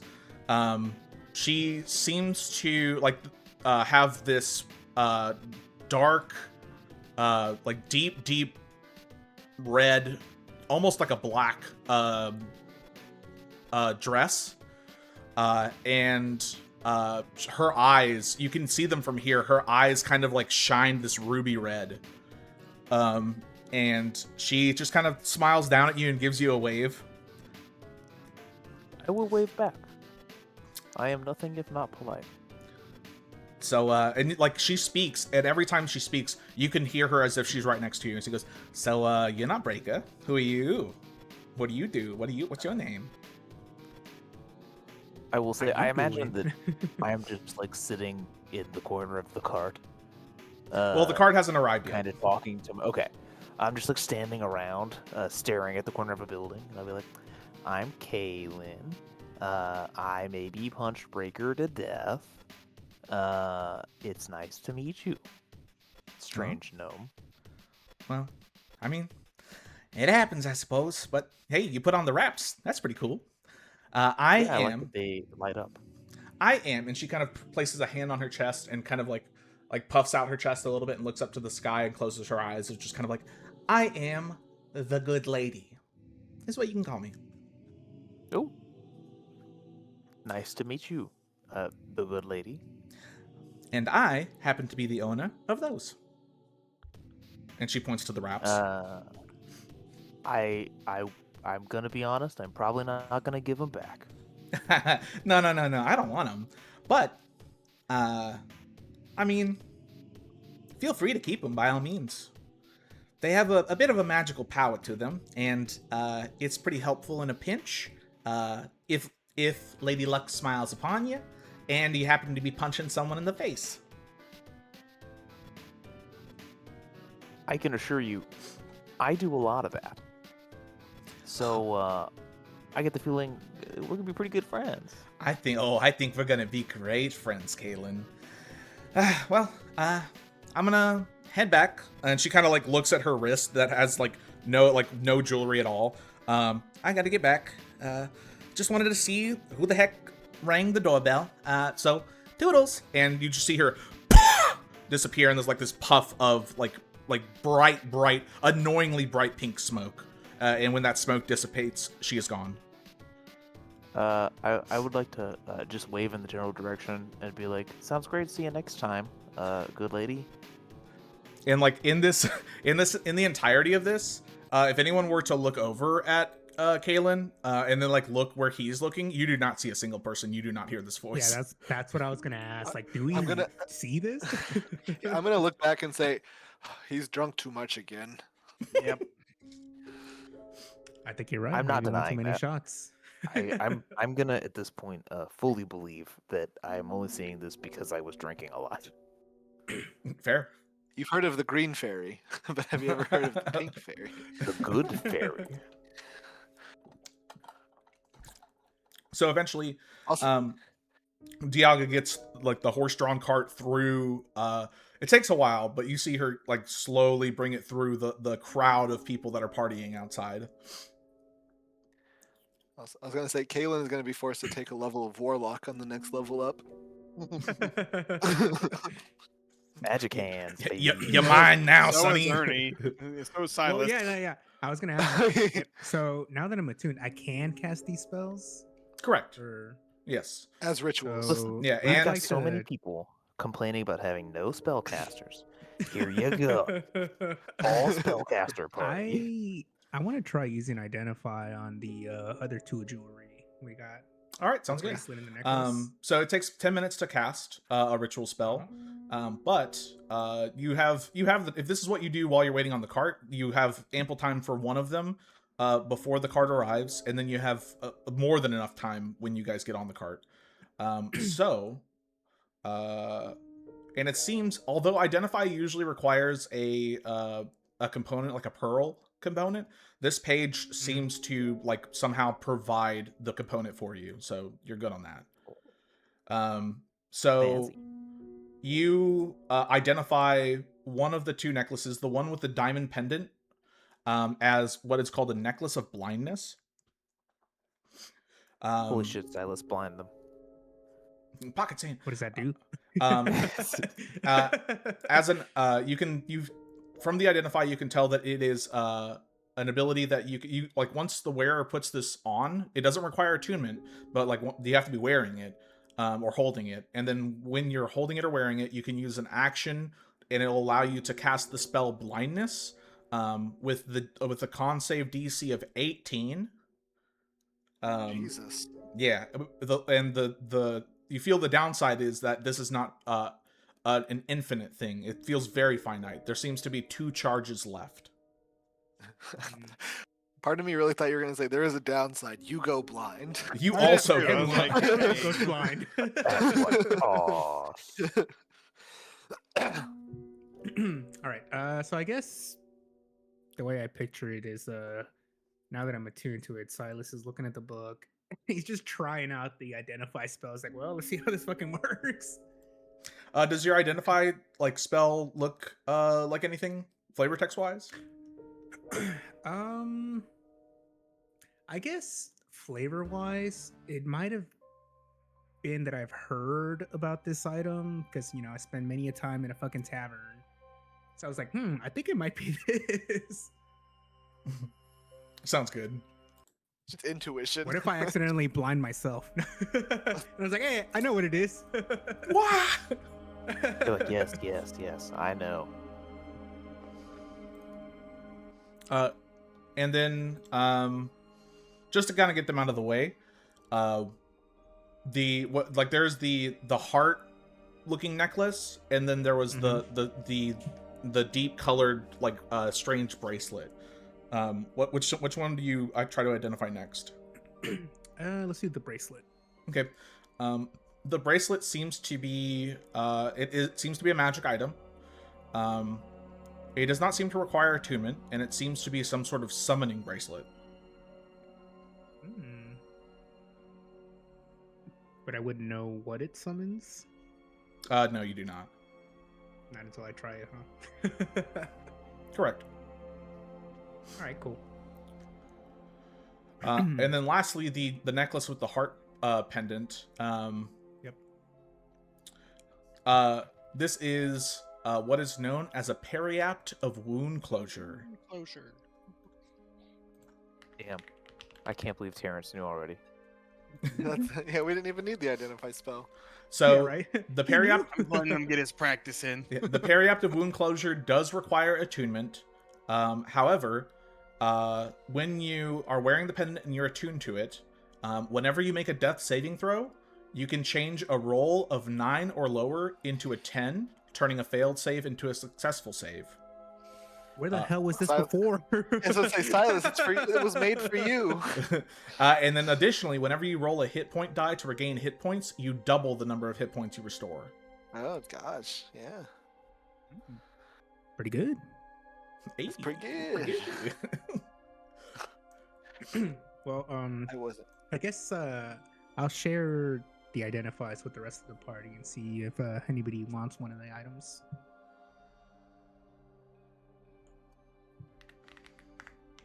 Yeah, you guys do a little bit of RPing while I look at some stuff up. So there was the periapt of wound closure, the necklace that causes blindness, and then Right. a There was summoning, a bracelet that can do some kind of summon. summoning bracelet. Sean said, y'all do some RPing while I go RPing. Yeah, you got it, man. Get out of here. Oh Nailed it. shit! Is that one of the quips? Is that one of the witty quips? It is. Quips. Sean, where's your dehydrate pause screen on your screen? No, Can no, you I'm- remind me I'm not leaving. what the blinding. You remind me what Oh, the blinding necklace does? Does it blind oh. others? It allows you Yeah. it allows you to, as an action, cast the spell blindness, and its DC is Even 18. better. Okay. I will say, I imagine you're saying this like out loud, like you're telling us what it is, right, Yeah. Silas? Okay. I'm gonna like give it a big thinking face, and I'm gonna say it would be nice to punch blind people who can't punch me back. And then I'll say if nobody else wants it, I will take a blindness necklace.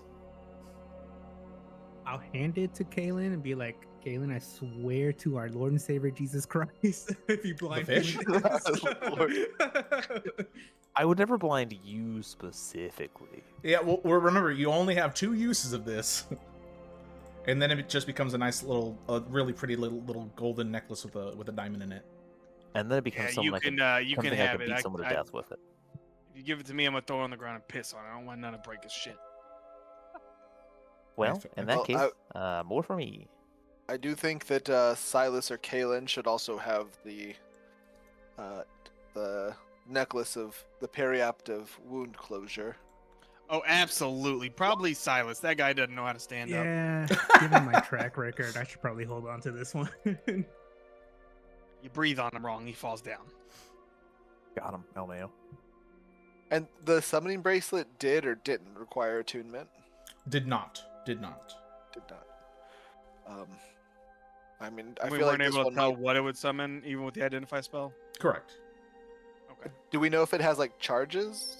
Like a limited number of uses, like the other necklace? It seems to be whatever it summons. Probably has like a recharge, but it doesn't seem to be finite in uses. Just like a waiting period between uses, if you will. Well, I mean, one of us could put the bracelet on now and just summon whatever it is. Maybe Come on, not in the dude. middle of Position town. that. Maybe let's wait Well, till we're a little bit outside of the town. We're in the cart, right? Like we're going. At this point, Diago would have arrived with the cart by the time. See, if you summon it when we're on the cart, then we're already moving away from it, and it's not our problem anymore. Yeah. Or it could be something as basic as a familiar that like it could just be a bird that comes out of this thing. It could also be like a demon. So If it was a Let's do, demon, I uh, think that Breaker would have used this against us. This like she chose That's not to use true. this against us. she doesn't seem like the use magic-y type of gal. Or she didn't. She did have multiple magic items on her. And didn't use a single one. It could be a tuna melt. Ernie, it is. There it is. Ernie, wait, There it no. Ernie, no. Good thing I have that necklace.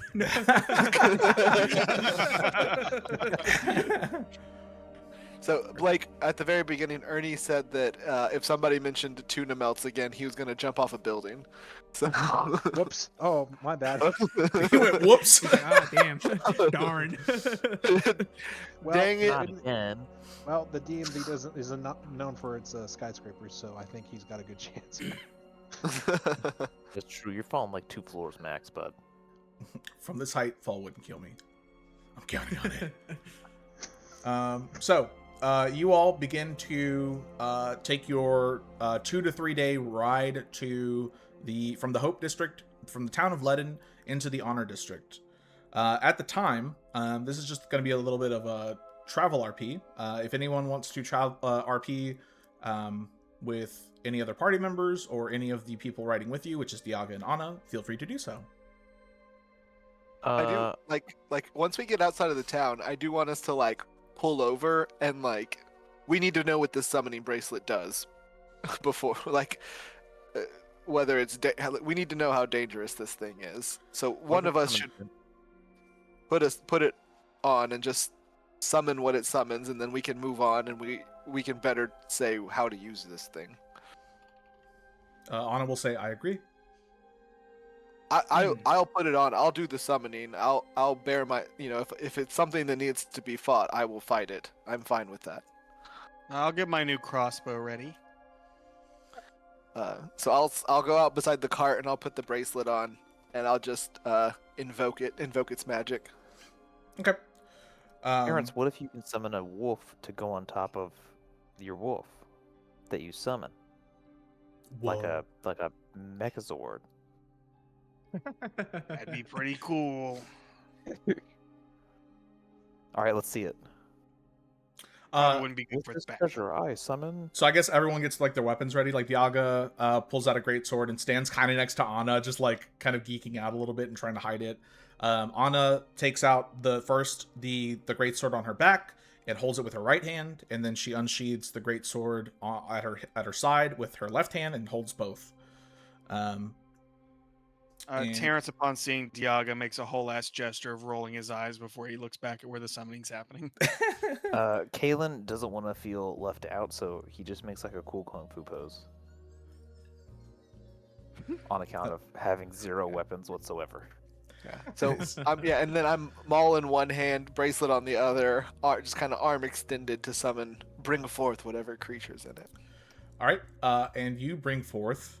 You hold out the bracelet, and the bracelet starts to like glow a little bit, and then like dark blue and purple motes of light begin to fire from it in like about 5 feet in front of you, and then they stop and start to collect until they form a dark form that then turns into the summon that you see.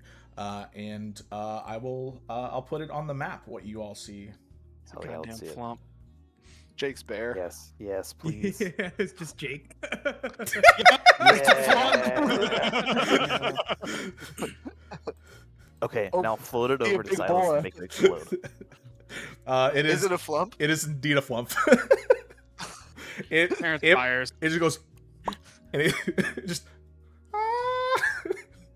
Upon seeing it, I turn my maul like a croquet mallet, and I just and just bat it away.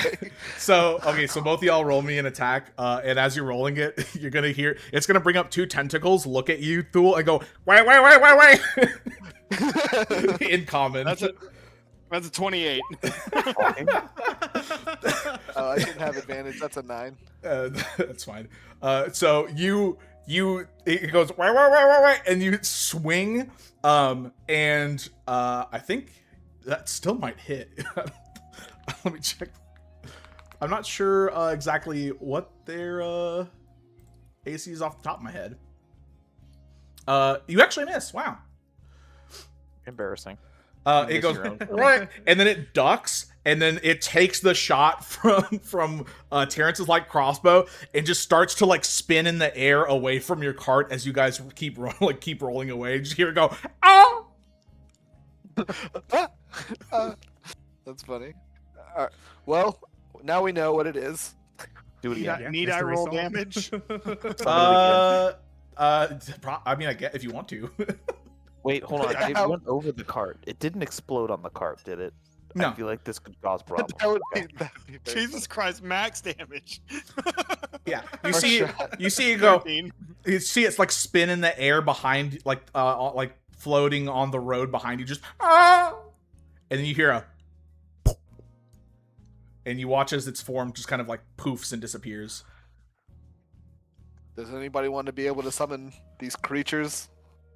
I do, but I have these wraps, so I don't know if I could put a bracelet on. Well, I'll take this one then, since Terrence doesn't want anything from his kill, and You don't want to flump? I'm he good. he didn't want anything from Breaker. Anna I mean, starts to fair put enough, her yeah. swords away and just kind of, oh, I kind of wanted to see what he'd say. Summon him again. We can find out. I don't think that I can summon him again right now. I think I have to wait. Yeah, you don't feel like a We just keep like a summoning him magical and hum killing from him this. over and Yeah, over again. and just Yeah, I'm assuming it needs like a long rest before I can. correct. For Terrence would probably know this. Is Lady Bassadin still alive? Yeah. Okay, I was assuming like Diago would have said something. Yeah, no, it hasn't been mentioned. Like, yeah, exactly. Diago had mentioned if so to Anna, but she did not. So you guys are going to continue on through the Hope District into the Honor District until nightfall begins. Do you all continue to try to persevere through the night, or are you going to try to camp up? I don't think we're in any particular rush, so I think that we just probably We camp take a up. little nap. Get a Yeah. little sleep. Is Anna okay with that? Oh, I mean, yeah, we have to. She's not gonna try to leave us. I mean, to be fair, Anna slept a really long time. But I mean, that's true. I do feel that wide means she awake. gets first watch. Anna, on the sounds bastard great. Thanks for volunteering. Sure. And she kind of As like an official she like member of our party, I appreciate your efforts. she smiles and shakes her head. Just adventures have not changed a bit. How do you spell Basildon? Basoden. Basildon. I guess I'll also make it a point that I will attune to my parry app. Yeah, for sure. Yeah, I assumed so. It would be hilarious. I'm not going to use this. I forgot to attune. Oh Get no! stabbed. Why aren't my wounds closing? You all are successfully able to find a little clearing within the forest of this part of the Hope District to set up your camp successfully. Is anyone taking a watch? Anna's taking a watch. Yeah, She she's taking is. all the I believe- watches. See, Hey, Silas, why don't you try out your new alarm spell? Ooh, I forgot about that. I guess if Anna needs company, I will do a watch. I can also take a alongside. shift of watch. Sounds good. All right, so we'll have at the very least a first watch of Kaelin and Anna, and then a second watch of Thule. And then any other calls for the third and fourth? I can do third, but I also kind of want to figure out how this alarm spell works. Yeah. It only takes 10 minutes. So I think Terrence, like knowing this one, tries to walk him through it a little bit. Yeah. So, have you looked up the spell yet, Silas? I'm reading it right now. Okay, gotcha. Yeah, so it takes 10 minutes to cast for you, and then you're able to gain the benefits of the alarm. All right, so I guess Silas not knowing what he's doing and also having to be talked through it by Terrence, I will cast the alarm. Sounds good.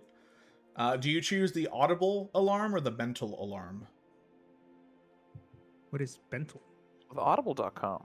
So, stop it. We are not sponsored by anybody yet. No, I'm kidding. Audible, call me.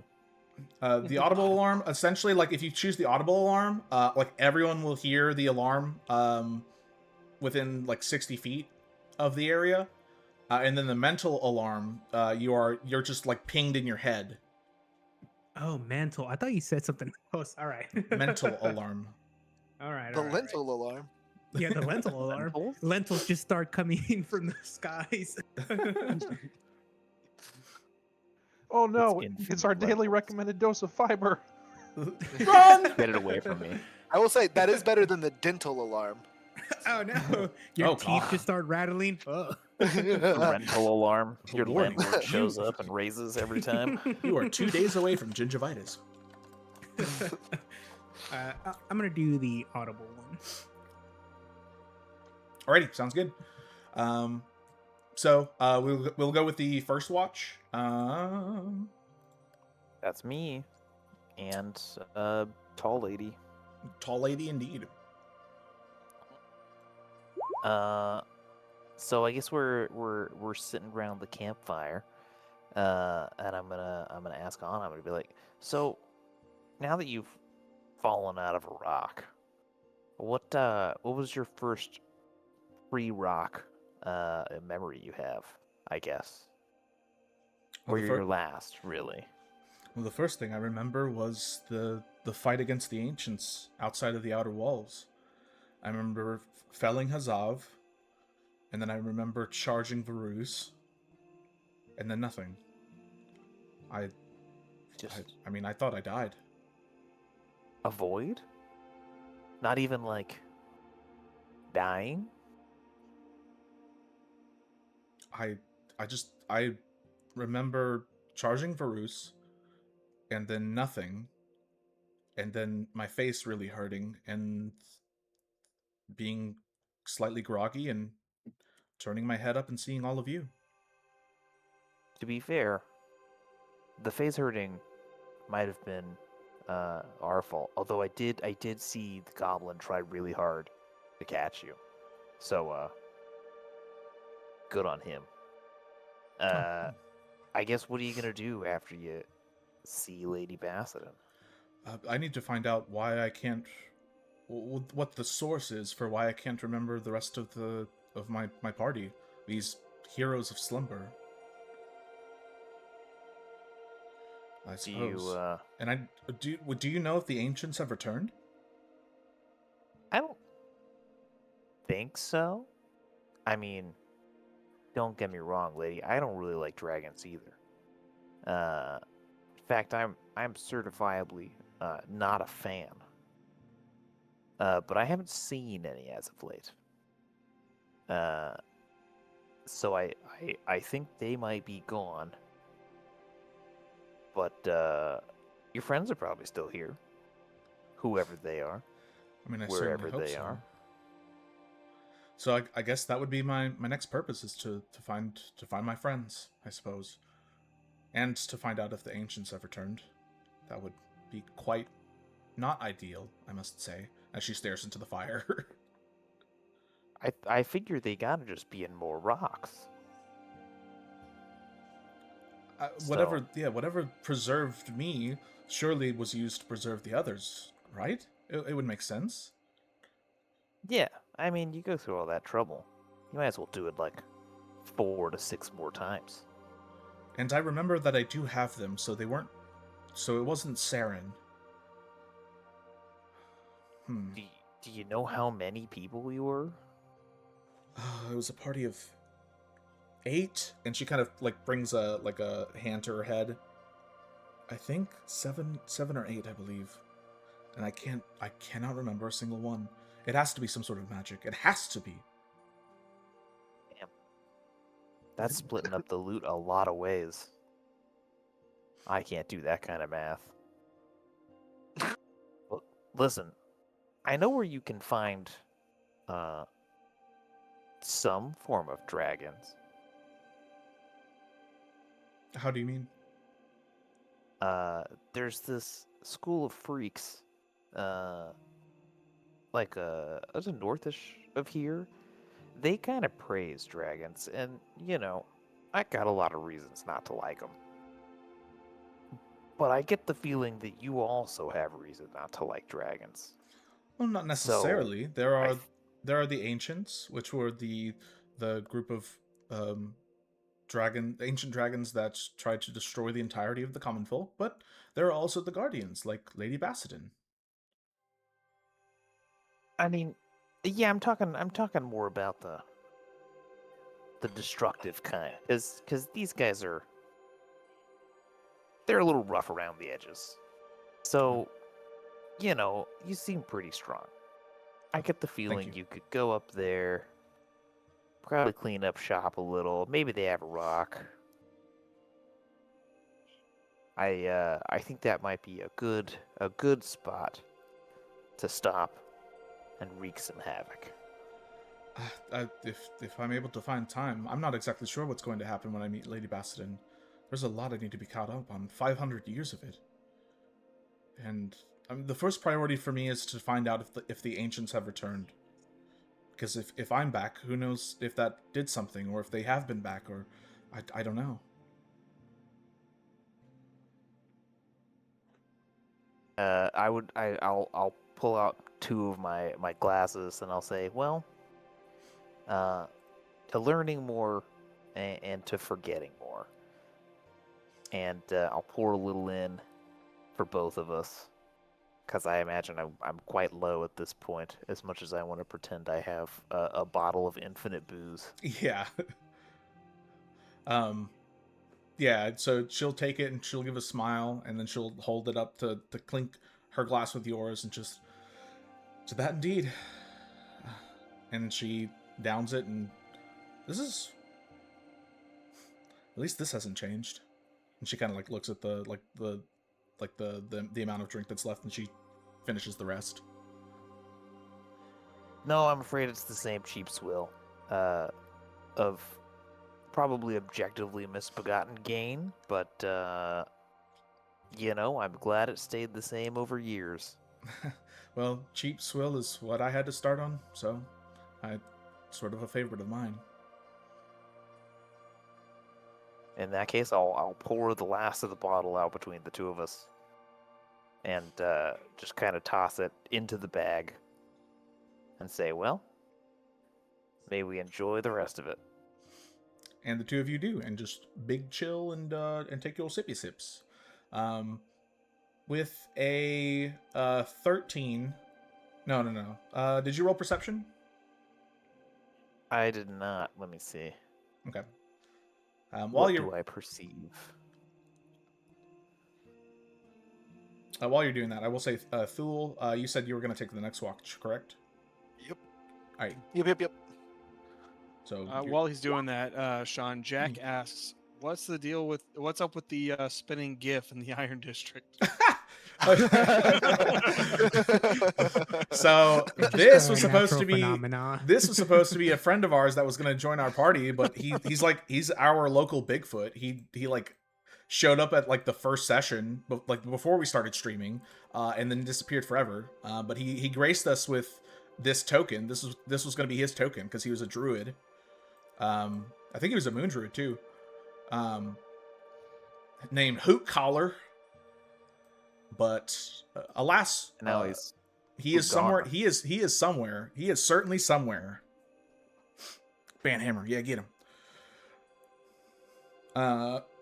So with that, with a 14 perception, you can hear and occasionally see some like night critters that kind of show up to see what your campsite's about, and then like directly leave.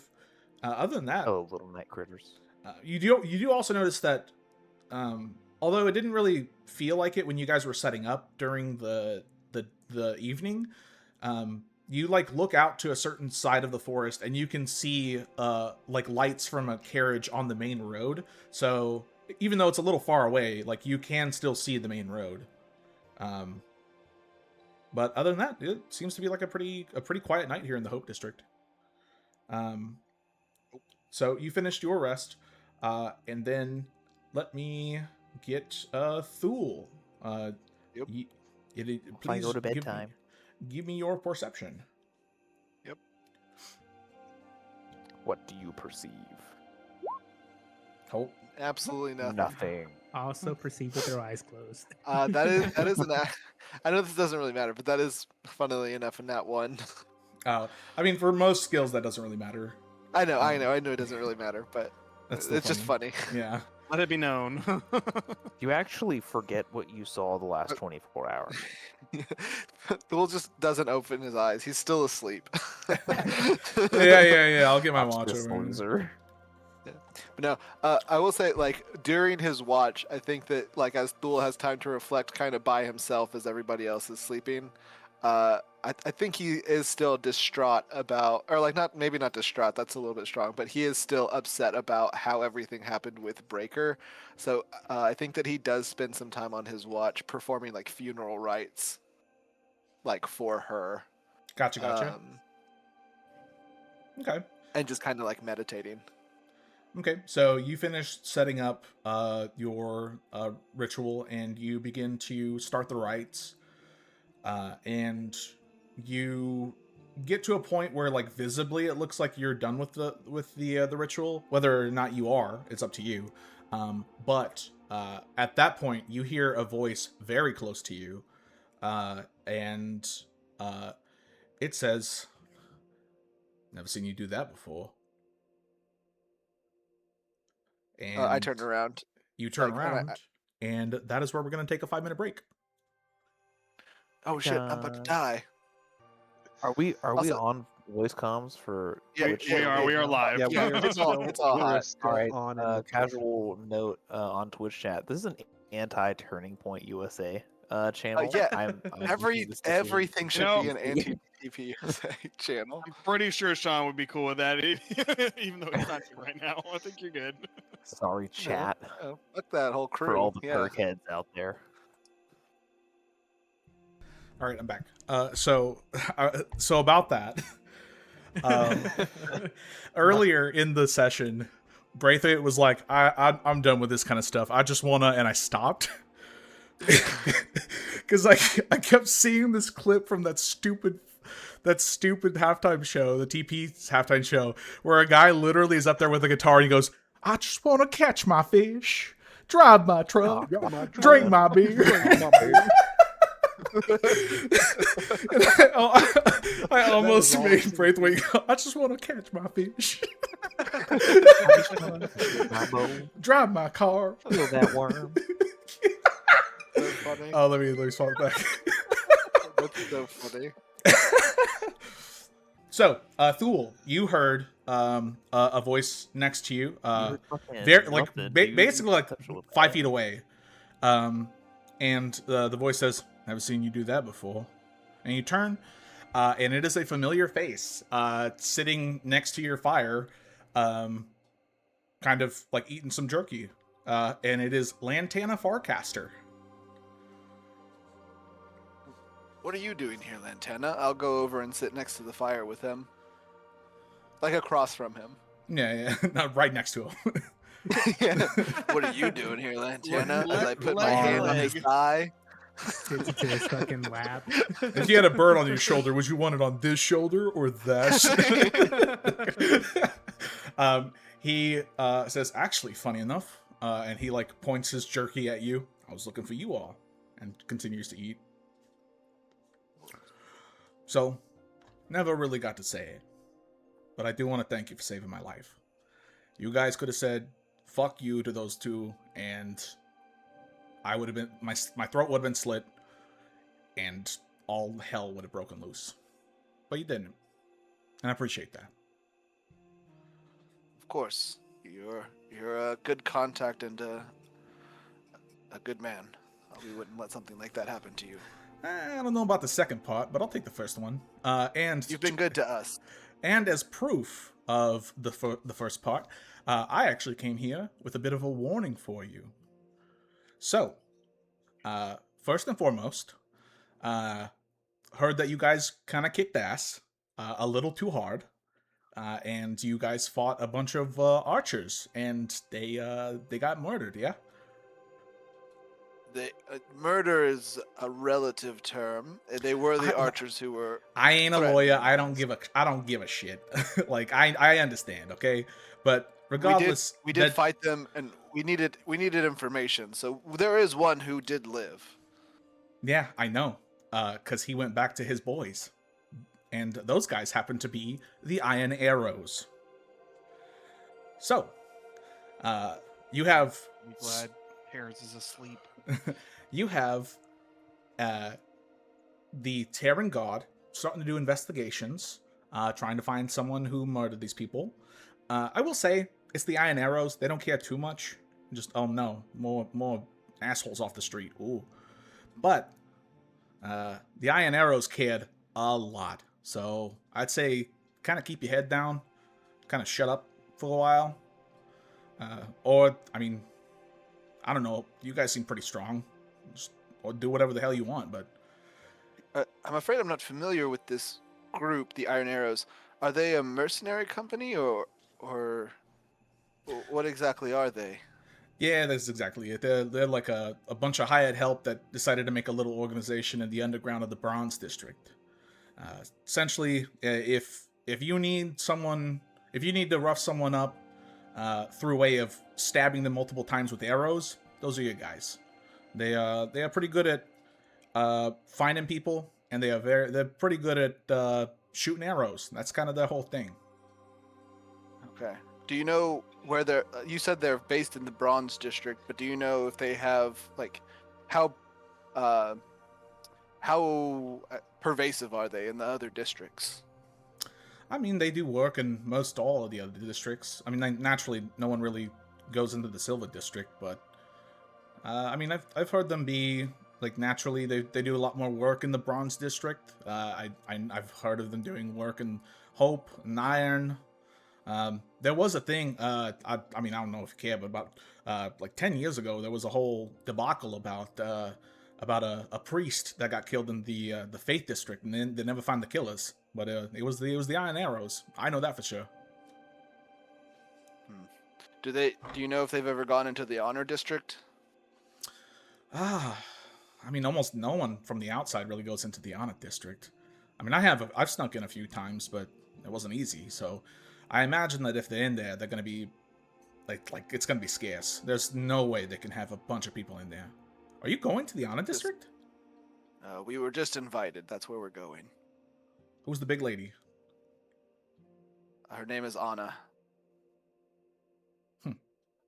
Like the hero. Okay, cool. Yeah, very similar to the hero. So, I mean, I saw your campfire at the main street.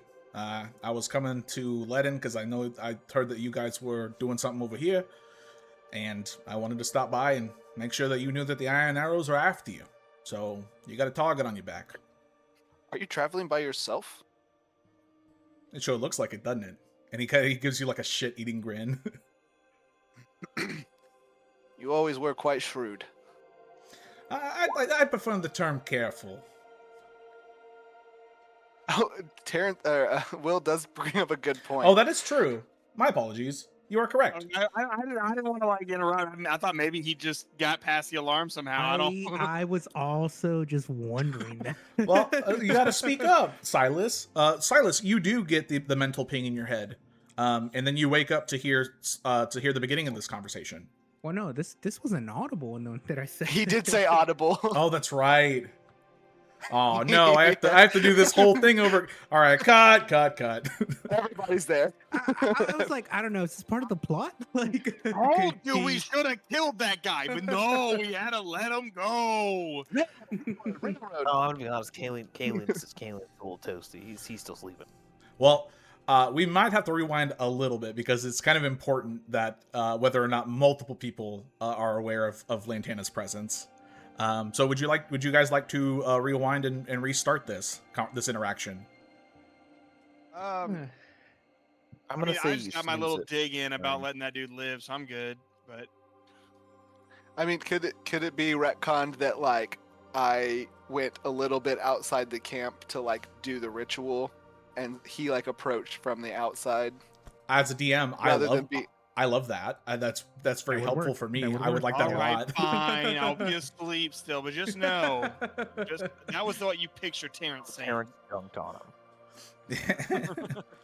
So, I feel Terrence's presence in my mind. I'm like, Terrence would be unhappy about the fact that we let that man live.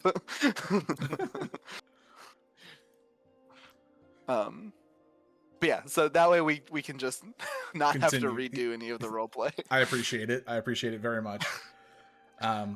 So yeah, the you got a target on your back, and the Iron Arrows are pretty darn good at hitting targets. This is troubling, but I think we're safe for now.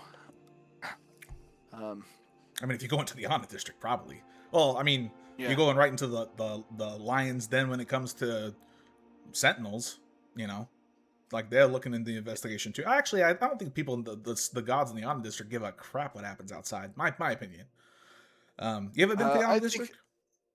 I have not, but I think that our companion has enough connections that we won't be bothered too much.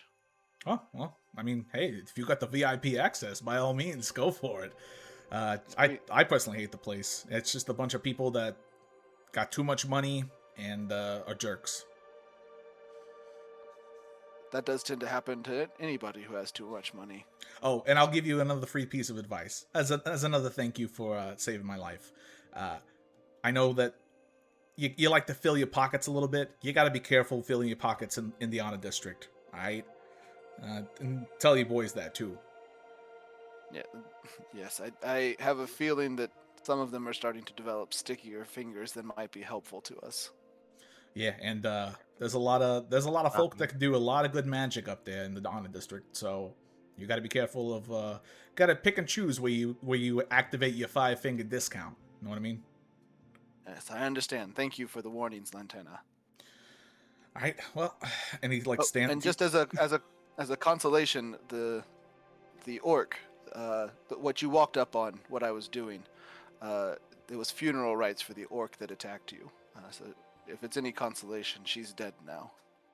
Oh shit. What about the asshole elf guy? He did as mages do, and he ran as soon as he felt he was in danger. Yeah, sounds about right. Ugh. You know what? I think I might look into something for you guys. I kind of like it. I got an idea in mind, but that's for a later date. For now, I'm gonna go to Leaden. I'm gonna sleep in a bed. I don't know what you guys are doing. We're just trying to slowly make our way back to the Honor District. It's been a long journey out in Leaden for us. Yeah, I can imagine. Well, I hope to see you around. I'll be in the Bronze District. You can just start asking people, and eventually you'll find me. Yeah, you'll know. Of course. And he gets up and gives you kind of like a salute of Lados, and then he heads back to the main road, and you see him get on a horse and start to head to Leaden. I'll say one final prayer for Breaker, and then I'll head back to the fire to finish out my watch. Alrighty. With that, I will say that although no one has taken third or fourth watch, they do go. We do have the alarm spell. That's true. You do have the alarm spell. It does not go off. Thank God. And you are all able to get your successful long rest. No, the alarm went off. I just hit snooze on it.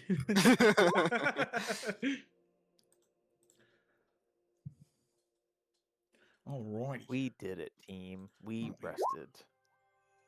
Oh, I need to take that bonus off. Yeah, I was about to say we're back down to regular. Yeah. That's cool. Mine automatically took it off. My health. My chunky cabbages. health.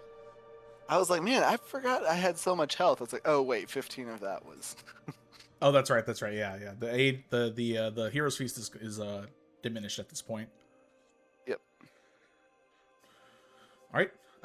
So you all wake up to a peaceful morning. The sunlight is starting to break through the canopy of the trees in this part of the Hope District.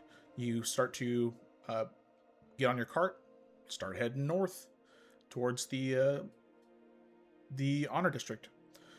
Once we get on the road, yeah. once we get on the road again, I will tell everybody about Lantana's visit.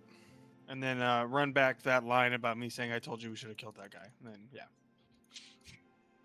We can't just kill anybody that it's inconvenient to let live. You're Terrence. telling me I can't. All right, when you rob got an people arrow here? in your neck, let's see if you feel the same way. I've had many arrows in my neck. I've lived. This isn't something that we can. This is something that we can deal with. It's just a mercenary company. We're going to the Honor District. They probably don't even have people in there. We probably just need to be a little bit careful in the Bronze District if we ever make our way back there in the near future. Okay, all right. But next time we get in the fight with them, I'm killing all of them. We will cross that bridge when we get there. Oh, and Ziaga goes, "Oh, you were talking about killing the. Oh, I thought you were talking about killing Lantana Farcaster. I thought that was really strange." No, Lantana's chill. No, we're talking about the guy that Terrence stabbed. Like a lot. No, Outside. I didn't stab that one. That one definitely died. It was the one that was the standing. guy that I wait. Hold on. Let me see the bag. I hand him the bag. He's got the bag And now. I pull the guy's left shoe out of the bag. It was Oh, this guy. that guy. Okay, yeah, we definitely Nah, killed we that guy. remember. No, we didn't. No, we I didn't took kill his that shoe. guy. That's the problem. Oh. Yeah, he took his Well- stuff. We will definitely kill that guy at some point. Or we could just try to avoid. To be fair, they have an actual grievance against us. We chose to attack their archers when they were leaving. It was self-defense. I think it stopped being self-defense when we attacked them at the door. Nah. Should I? Diago goes. Should I be listening to this? Do you know Yes. a good lawyer? You are a member of the party now. Yeah, but I'm also trying to be a sentinel. Well, If it makes you feel any better, the iron arrows are known to have assassinated somebody in the Faith District. So their hands are not clean. I mean, I've heard stories. I know of the Iron Arrows. I know that they're a bunch of assassins or mercenaries or whatever you want to call them, hired bows. So, I mean, kind of in a way, a few of them off the street isn't that crazy. I feel bad for saying that, but like they do a lot more harm in this kingdom than good. Lantanas shared a similar sentiment that the guard of Terran had similar thoughts to you. So they're investigating. I don't think that the Terran guard are who we really need to worry about, because I don't think that their investigation is incredibly, I don't think they're putting a ton of resources behind it. I wouldn't think so either. But we do need to be aware of the Iron Arrows, and I think that we need to be cautious moving between the districts that aren't the Honor District at this point. I think that's a fair call.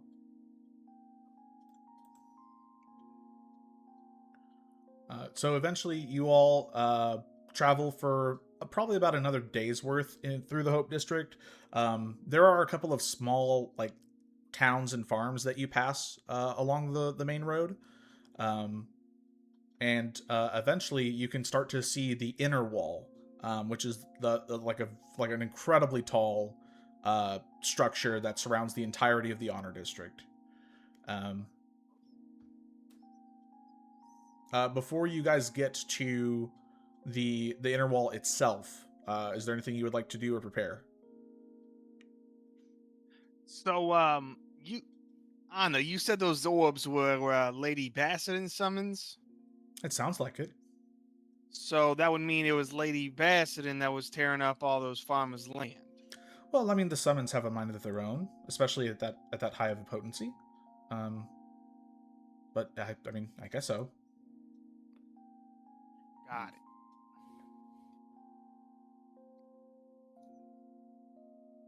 It seems like that they were knowingly searching for Anna. Agreed. I can see that, but They I don't think decided all those people should be out all the land because of it. I don't know. Yeah, I mean, This is something we can discuss with Lady Bassadin. That is true. And Anna just kind of sighs for a moment. I would say when we meet Lady Bassadin, she's used to adventurers. I would assume that she's used to adventurers. She dealt with a lot of our crap back in the day. Don't be too disrespectful though. She's I mean, all ancient dragons are quite godlike, so. Oh, I do want to share one more thing that Lantana said.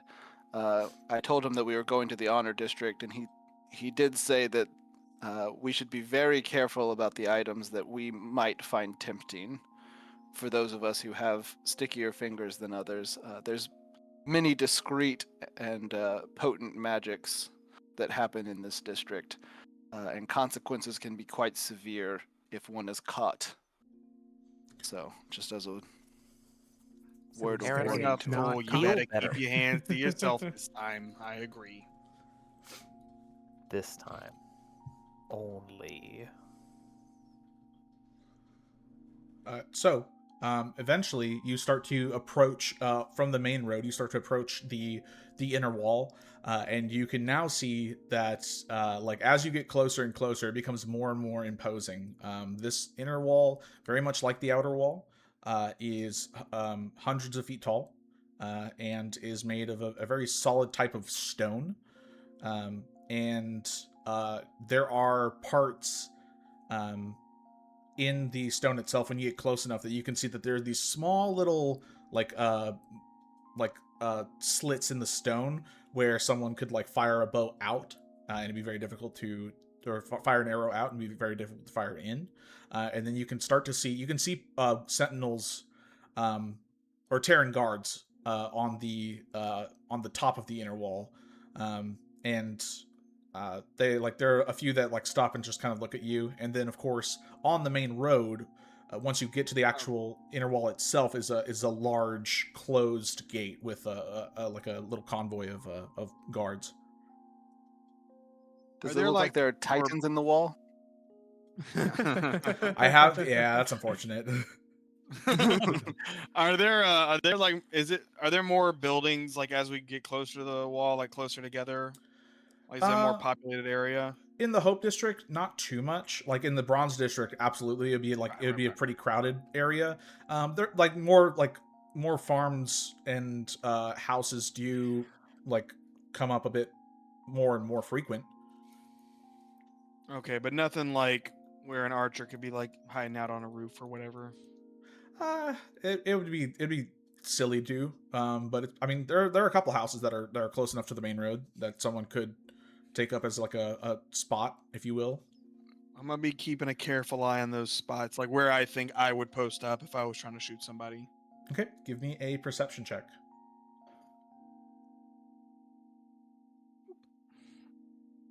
It's a dirty 20. Alrighty. Nice. You are fairly certain that you have like all the ambush points kind of analyzed, and yeah, you're fairly certain that there is no one in like a spot that would kind of throw you guys off guard. Seems like we're good as far as these rooftops go.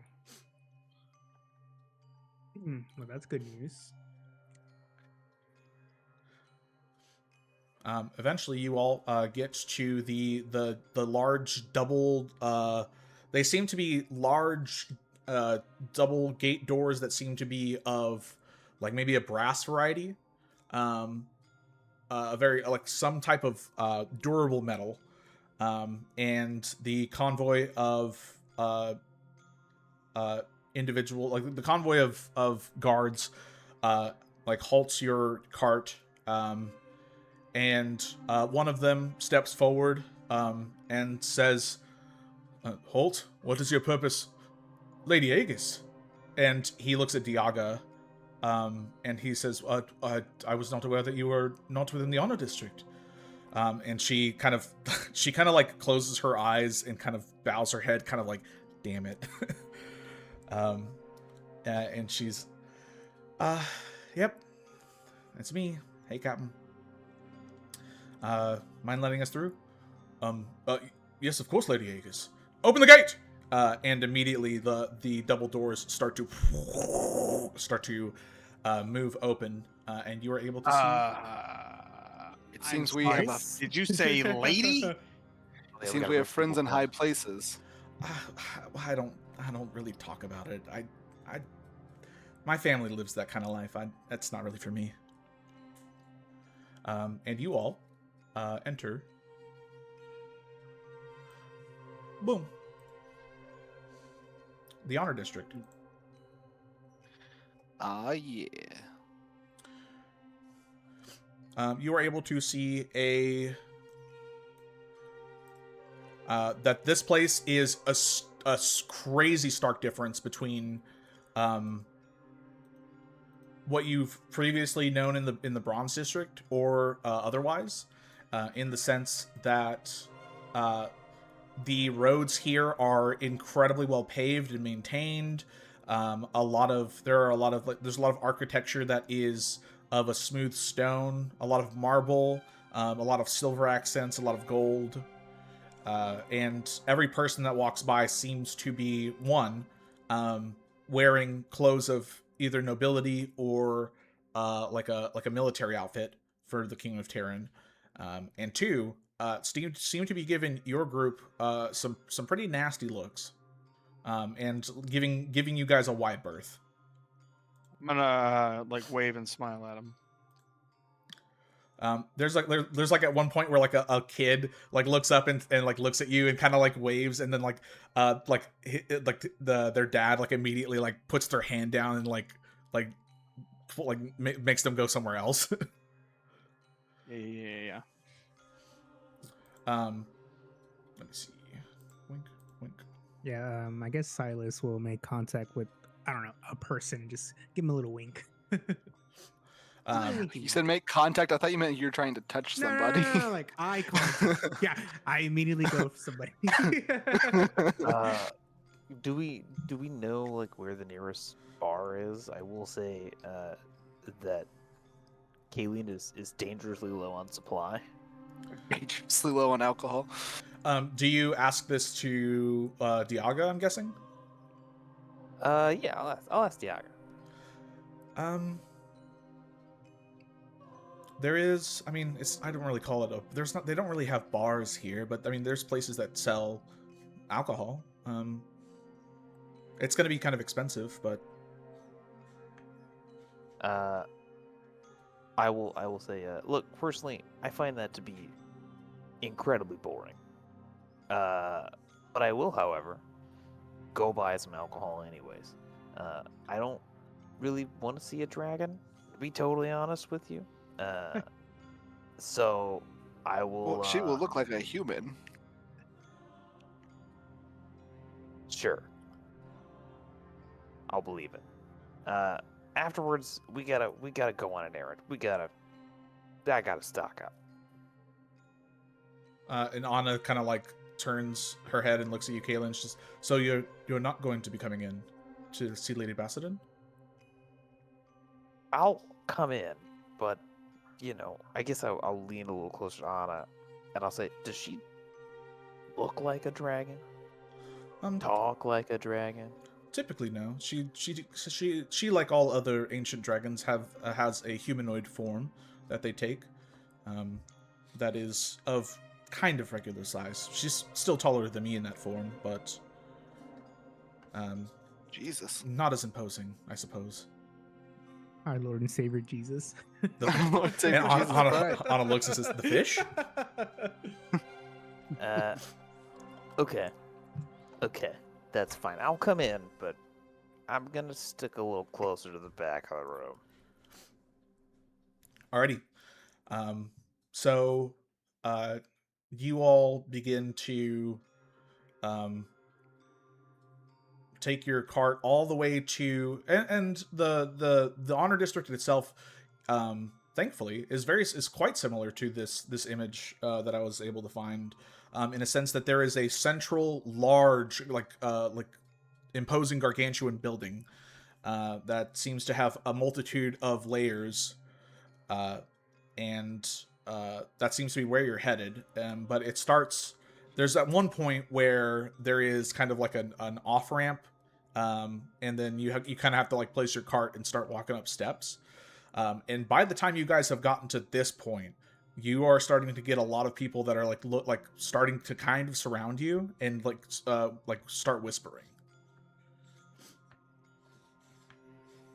I guess as we're climbing these steps, I turn over to Terrence. I was like, man, we really should get that the uppies uppy rock idea going. What if we could get stairs that could move on their own? Whoa. Diago goes, that's just silly. All right, let's cut her out. Wait, Diago, maybe her folks can give us the startup money. Diaga, I do have. Everybody is looking at us. I know that we stick out, and I know that our clothes don't match, but people seem to not be very fond of us here. There is, it's kind of one of the reasons why I don't really hang around the Honor District that much if I can. The people here kind of enjoy their luxury and have their own way of showing it, I suppose. And with that comes a different culture. And that culture, unfortunately, a lot of people are not exactly the most forbearing when it comes to people that are outside the inner circle. How many goblins we see around here? Give me a perception check. Eyes closed, 0 goblins. Eyes closed, baby. Yes, and that one. You did wrong. Oh, no. Oh, that is... Oh. You look around and like there are there's a decent crowd at this point, but you mainly see humans, elves, dragonborn. That seems to be like the main majority of the type of individuals you see at first. There could be goblins. You're not sure. I think Sean is trying to say that you're too short to see. There's other goblins in the crowd. That is not what I said. do not put words in my mouth. Hey, we didn't even get our first one in yet today, so I mean, that could be it. Proud of y'all. I'm proud of you. We stayed strong so far.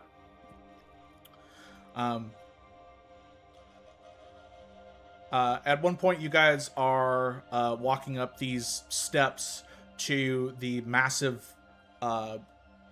stone marble entrance of this main building.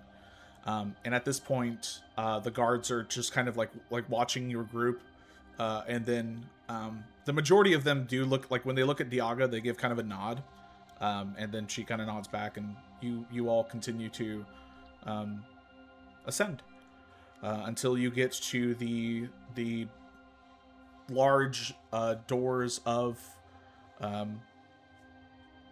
Is anybody looking at Anna? I mean, are they reacting to her? They're looking at her and just kind of like tilt, like a lot of people are like tilt their head and just look at sort of how strange how out of place she looks.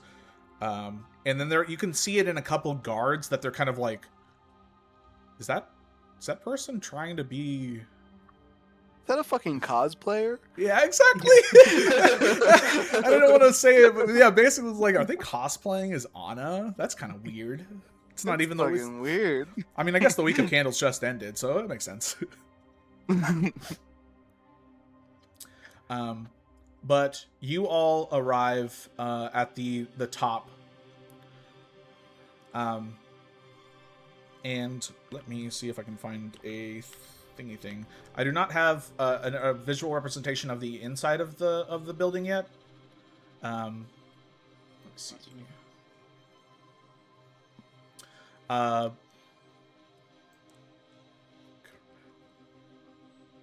But you are met immediately by an individual, an Aarakocra. For those of you that are bird people, it seems to be a female Aarakocra who has a blend of like dark black feathers with different kind of accents of dark brown feathers, and she seems to be robed in this very beautiful woven dress that seems to have a bit of like a regality to it, even compared to the people that you were just walking past below. And she looks at your group and then looks at Diaga, and Diaga like looks up and just is like, Nizoni, and Diaga immediately walks up and like gives the Aarakocra a big hug. And steps back. God damn it, Jeff. What did Jeff do? Look in the main chat. A picture of yeah. Just look in the main chat. That's exactly what we see. Oh, I'm scared. It's a picture. Well, I'm waiting for you to see it. Sounds. Oh, that's pretty funny. Picture of a bird. It's just a picture of a bird. Good. Yeah. I just looked up brown and black bird.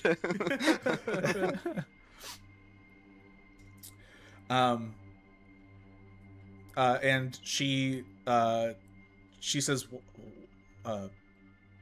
Lady Aegis, what exactly are you doing here? And Diaga responds, well, first off, we took care of these boys took care of the burrowing problem in the Hope District, so that's one thing. You were there too. You're part of the party. Like, what do you mean these guys? You helped. Okay, well, all right, okay. We did it. And also, while we were there, we kind of found Anna. and she kind of like gestures towards Anna, who gives Nizoni a nod, and says, I am Anna, Guardian Calagresh. It is a pleasure to make your acquaintance. And at that point, Nizoni immediately just like eyes wide, like mouth agape. Sean, sorry, Yes. do you mind pausing for a moment? Yeah. Jeff kicked a power cable. Oh no. Then unplugs himself. Oh, because we didn't hear him disconnect because of the lag. Oh no. Don't kick the power cord. And yes, we are going to wreak havoc because that's what we do. I guess I'll take this time to say, if you are listening to this either live or on the VOD or when I upload this to YouTube, you are very much appreciated. I hope you are enjoying the world of sparrows and you are enjoying the Deadweights. And then I hope you guys are having a good time too, I guess. Sure.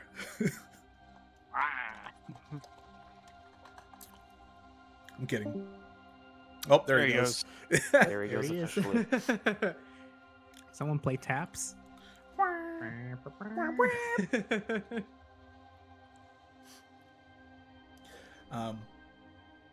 there any questions that you have about because this is probably the most lore heavy session that we've done on the Deadweights. So if you have any questions, feel free. And of course, there are some questions that will probably be answered here shortly in game.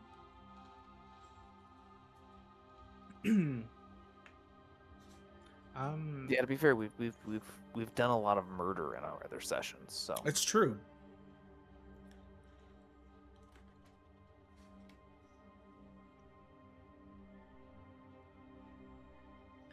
And then when it comes to the party loot, have you guys divvied it up correct, like to different people? yeah, I think so. I think so. Oh, I need to. I'm guessing we're dividing the gold, correct?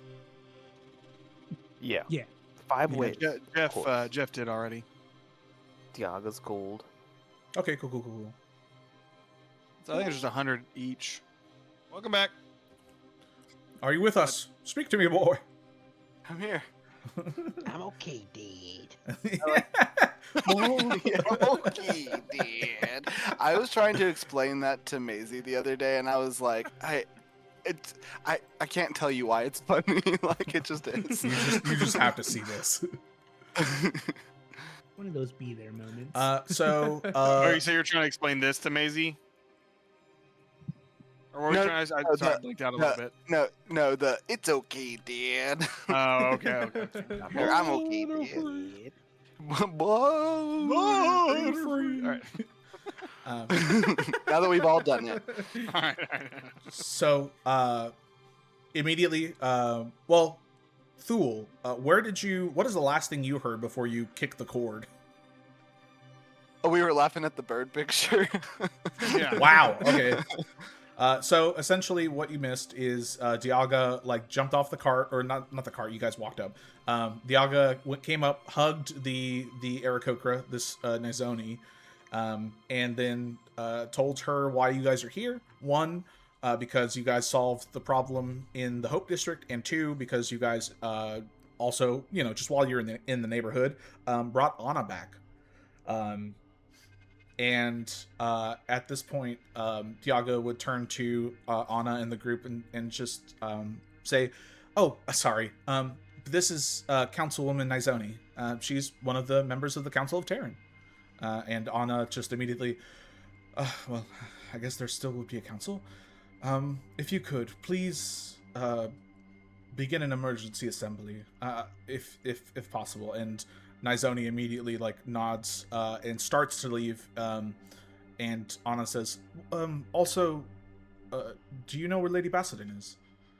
And Nizoni responds, "Oh, of course. She's within the chambers." "Oh, that's convenient."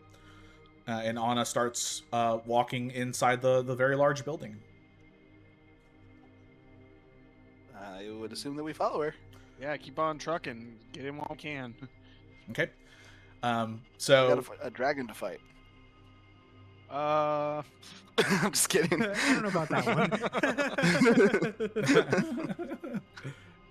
one. so, so you all enter this main building, and you are met immediately with beautiful tapestries of like different parts of Terran's history, different statues of individuals that made their mark within Terran, and also let me double check. You do notice that as you walk down the main hall of this large building, and start to head towards what seems to be the very center of the building, kind of closer to that destination, you're able to see where are you?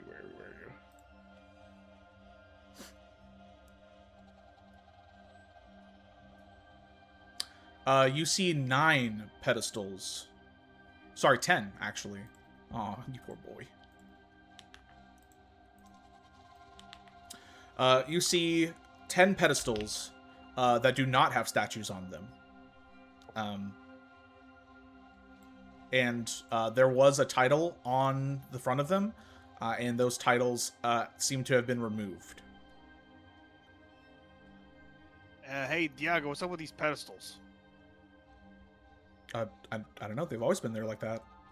I just assumed that it was for whoever the next great adventurers were. And she kind of just shrugs. So, who do we talk to about like do we need a pose? What do we? Yeah, and like Diaga just like, yeah. Oh my gosh, that's gonna be us. Oh, that'd be so cool. And now you kind of fangirling about it. It was just kind of a joke. All right. Oh. Alright. Well, I mean, we brought Anna back. I think that's a pretty big deal. I think. And as she says that, you hear outside this bell start to toll, like pretty consistently, and it seems to be somewhere closer to the entrance than further below in the honor district. But you all eventually get to these set of large, like 60-foot tall doors that guards begin to open for you as soon as they see your group. And you walk into a large circular room that has a multitude of layer upon layer as the room, as you go farther back in the room. Think kind of like the old like Roman theaters kind of deal, where there is like at ground level there is the middle of the room, and then there's like steps upon steps upon steps above it, and there are a myriad of seats, 49 seats to be exact, and then one at the very, very top by itself, where an individual seems to be talking to a woman, and this woman is currently speaking to this individual. She is sitting in this chair, the one that's above the rest, and even sitting down, she is basically the same height as the person standing talking to her. Let me see if I can be good about finding this pretty quick. I feel like this campaign's going in a really weird direction, Sean. What do you mean? What? Everybody we find, oh, they're super tall. They're so big. They're so tall. Everyone's a mommy. I mean, notice the pattern. Yes. You're the one that didn't see any goblins, okay? That's on you. It's like- They could I didn't create this world. They could have been there. I didn't create this class system. I didn't say that they weren't there. I said that you couldn't see any. Well, right. As far as Terrence knows, ain't no goblins in this section. Okay. Terrence is actually the only goblin in all of Terran. Oh my god. That's why it's called Terran. The last goblin. I said my whole clan. All of them. And now I have no people. No. Also, 49 is a specific amount of seats. His Is it niece. just a Well, 'cause 7 by there's 50 7 thing? total. There's 50 total with the one that's above all of them. Oh, well, I mean, it's above. Okay. So, the individual that you see speaking to, like sitting in the chair and speaking, is Lady Bassadin, and she seems to be like a human, a woman with a dark complexion in her skin. She has this beautiful wavy hair that seems to kind of like extend out and behind her. And she is donned in a very beautiful robe of mainly white and then accents of gold. And then on her shoulders and then on her arms are these golden like bracers and pauldrons. And she seems to be like slightly, at least in this room, she seems to be emitting like a dim light that is formed from a hazy looking halo that kind of like sits behind her. And she immediately stops talking to the person who seems to be an individual wearing a white avian mask, very different from the masks that you've been seeing. And she looks down and she immediately stands up and goes and says, "Anna?" And Anna says something in a language I don't think anyone understands. I do know Undercommon. Wait, give Ernie 10 minutes. Quick, detect the what is language. quick? Detect language. Wait, guys! I know you guys just met up. Give me a Let me second. just fucking Google Translate this real quick. And she says something in Draconic, and Lady Bassadin immediately like starts to like her form starts to whisk away, kind of like in a golden swirl, and then reappear directly in front of you all in a returning swirl of gold, like golden flakes, if you will. Jesus Christ, the fish. Yes. The fish. And quick. yes. Sorry. Real quick, I'm just gonna jump off for the night, but have a good rest of y'all session. I'll catch y'all soon. All right, Bye-bye. lady. Bye, the fan. Love you, the fan. I Love you too, Big Cheese. Laters. Boy. Da big cheese. See y'all. Laters. Bye. Bye. So, Lady Bassadin, and Anna hug, and what Anna was describing was true.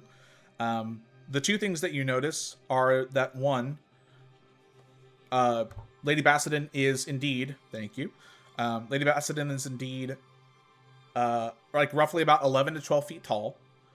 And another thing, I don't think anyone's rolled history that well on like the Ancients nor the Guardians yet. So you're not expecting it, but when she arrives here, you can feel like an aura emanating from her. And this aura, like, it doesn't make you feel a certain way, but it emboldens a feeling of like hope and determination within you. So like those feelings kind of get elevated a little bit. But it doesn't like force you to be hopeful and determined. And she looks down and immediately Diaga's like on one knee, and kind of like is like tapping like Kaelin's like calf. Like, Excuse me. kneel down. I guess I'll just like take more of a seat. Sit down. Just on the stone floor. So I'll you just start. like, I'm probably extremely unfamiliar with all this pomp and circumstance. Yeah, she like immediately Lady Bassadin speaks out, and though her voice is soft, it carries quite far. And she will say, "That's quite all right, Lady Aegis," and turns back to Anna. First and foremost, it is good to see you returned. And second, who are these individuals? Oh, Lady Bassadin, these are the adventurers that saved me, I suppose, woke me from my slumber. And delivered her to you safely. You are welcome. For great reward, preferably. I am well aware of how adventurers work, of course, but I fear that you do not understand how important this is that Anna has returned. And Anna immediately says, "Yes, I mean, catch me up on everything. Have the ancients come back? Why can't I remember my friends? That's enough, Anna. In time, we will discuss all of these. I would actually like to speak with all of you about it before the council arrives, if that is quite all right." We are here. Sure. How about we talk right nearby your coffins? And she kind of, she just kind of like looks at you, Terrence, and gives a smile. And she says, "If you will, please follow me." And she, Lady Bassadin, stands in the middle of the circular room, and immediately the stone floor begins to light up, like with this celestial, like golden radiance. And she gestures for all of you to come to the middle of the room, and when you do, like a golden light envelops you. And I will let this be a choice. Would you guys like to end here on this cliffhanger and return to this at some point, either next week or in 2 weeks or whatever, or would you like to keep going for a little bit? How long is a little bit? Yeah, I mean that's my question. For Like another- No, but another like 3 hours? Sure. Okay. No. No. Like max 11. Okay. But Oh, I'm yeah, also I can very that. okay with ending here because it's a decent cliffhanger, and it would give me some time to like get this started on uploading to the YouTubes. It's up to y'all. I want money. Yeah. I gotta Maybe- wake up in 5 hours to go to work, so I want to say no. Yeah, maybe we call it here. Sounds good. Until next time Alrighty. on Dragon's Ball P. Yeah, that one. Well, with that, you all are enveloped in this radiating golden light, and that is where we will leave the Deadweights for now. Can we know? I can't wait another week or two without knowing. Is it another uppies? It is not. It It is. better be It is. another It is a it is a teleporties. I thought you were gonna say it's a Downies. It's a downies. Can we file for a patent? In universe. Maybe we We're have this honored as meeting the outside the patent patent office. Lady Bassadin, we We'll take we Terrence's found the most patent. incredible I'll piece say of it. technology, and we'd love to patent it. That's not really her department, but sure. We're Yeah, trying I to mean, get her she as an seems to be investor. kind of a leader, so it's all her department. But yeah. How are we feeling on the next couple of weeks? Let's start with the 17th. How are we on availability, fellas? Should be good. It works for me. Cannot do that. Cannot. I am, need to- I am the blocker. Yeah, I was gonna say What like I might need to get back to you on that one. Well, it's What fine. about that Thursday? Okay, How it's dare. not just me now. Oh, I forgot. I I forgot can't that do we also next do week. Thursdays. Oh, just at all. Yeah. Gotcha. Yes, How- I would probably not be good for the Thursday the 19th. How about the 24th, Tuesday? We want to Can do this that. on stream. Yeah. Why not? Okay, all right. I'm just checking. It's important to those who want to watch the stream. when There will we're be gonna an do it. announcement. No. I'll make a calendar event eventually. Yeah, no, I'm good for the 24th, I believe. Yeah, 24th works for me. Alrighty. Yeah, I think so as well. Well, good job, boys. You opened a new quest line, and it is up to you what you do after the lore dump that is about to happen. So, thank you for those of you that have been listening in. It has been an absolute pleasure. For those of you that are watching on the VOD or on YouTube, you are also greatly appreciated. And we will see you at some point in the near future. Bye!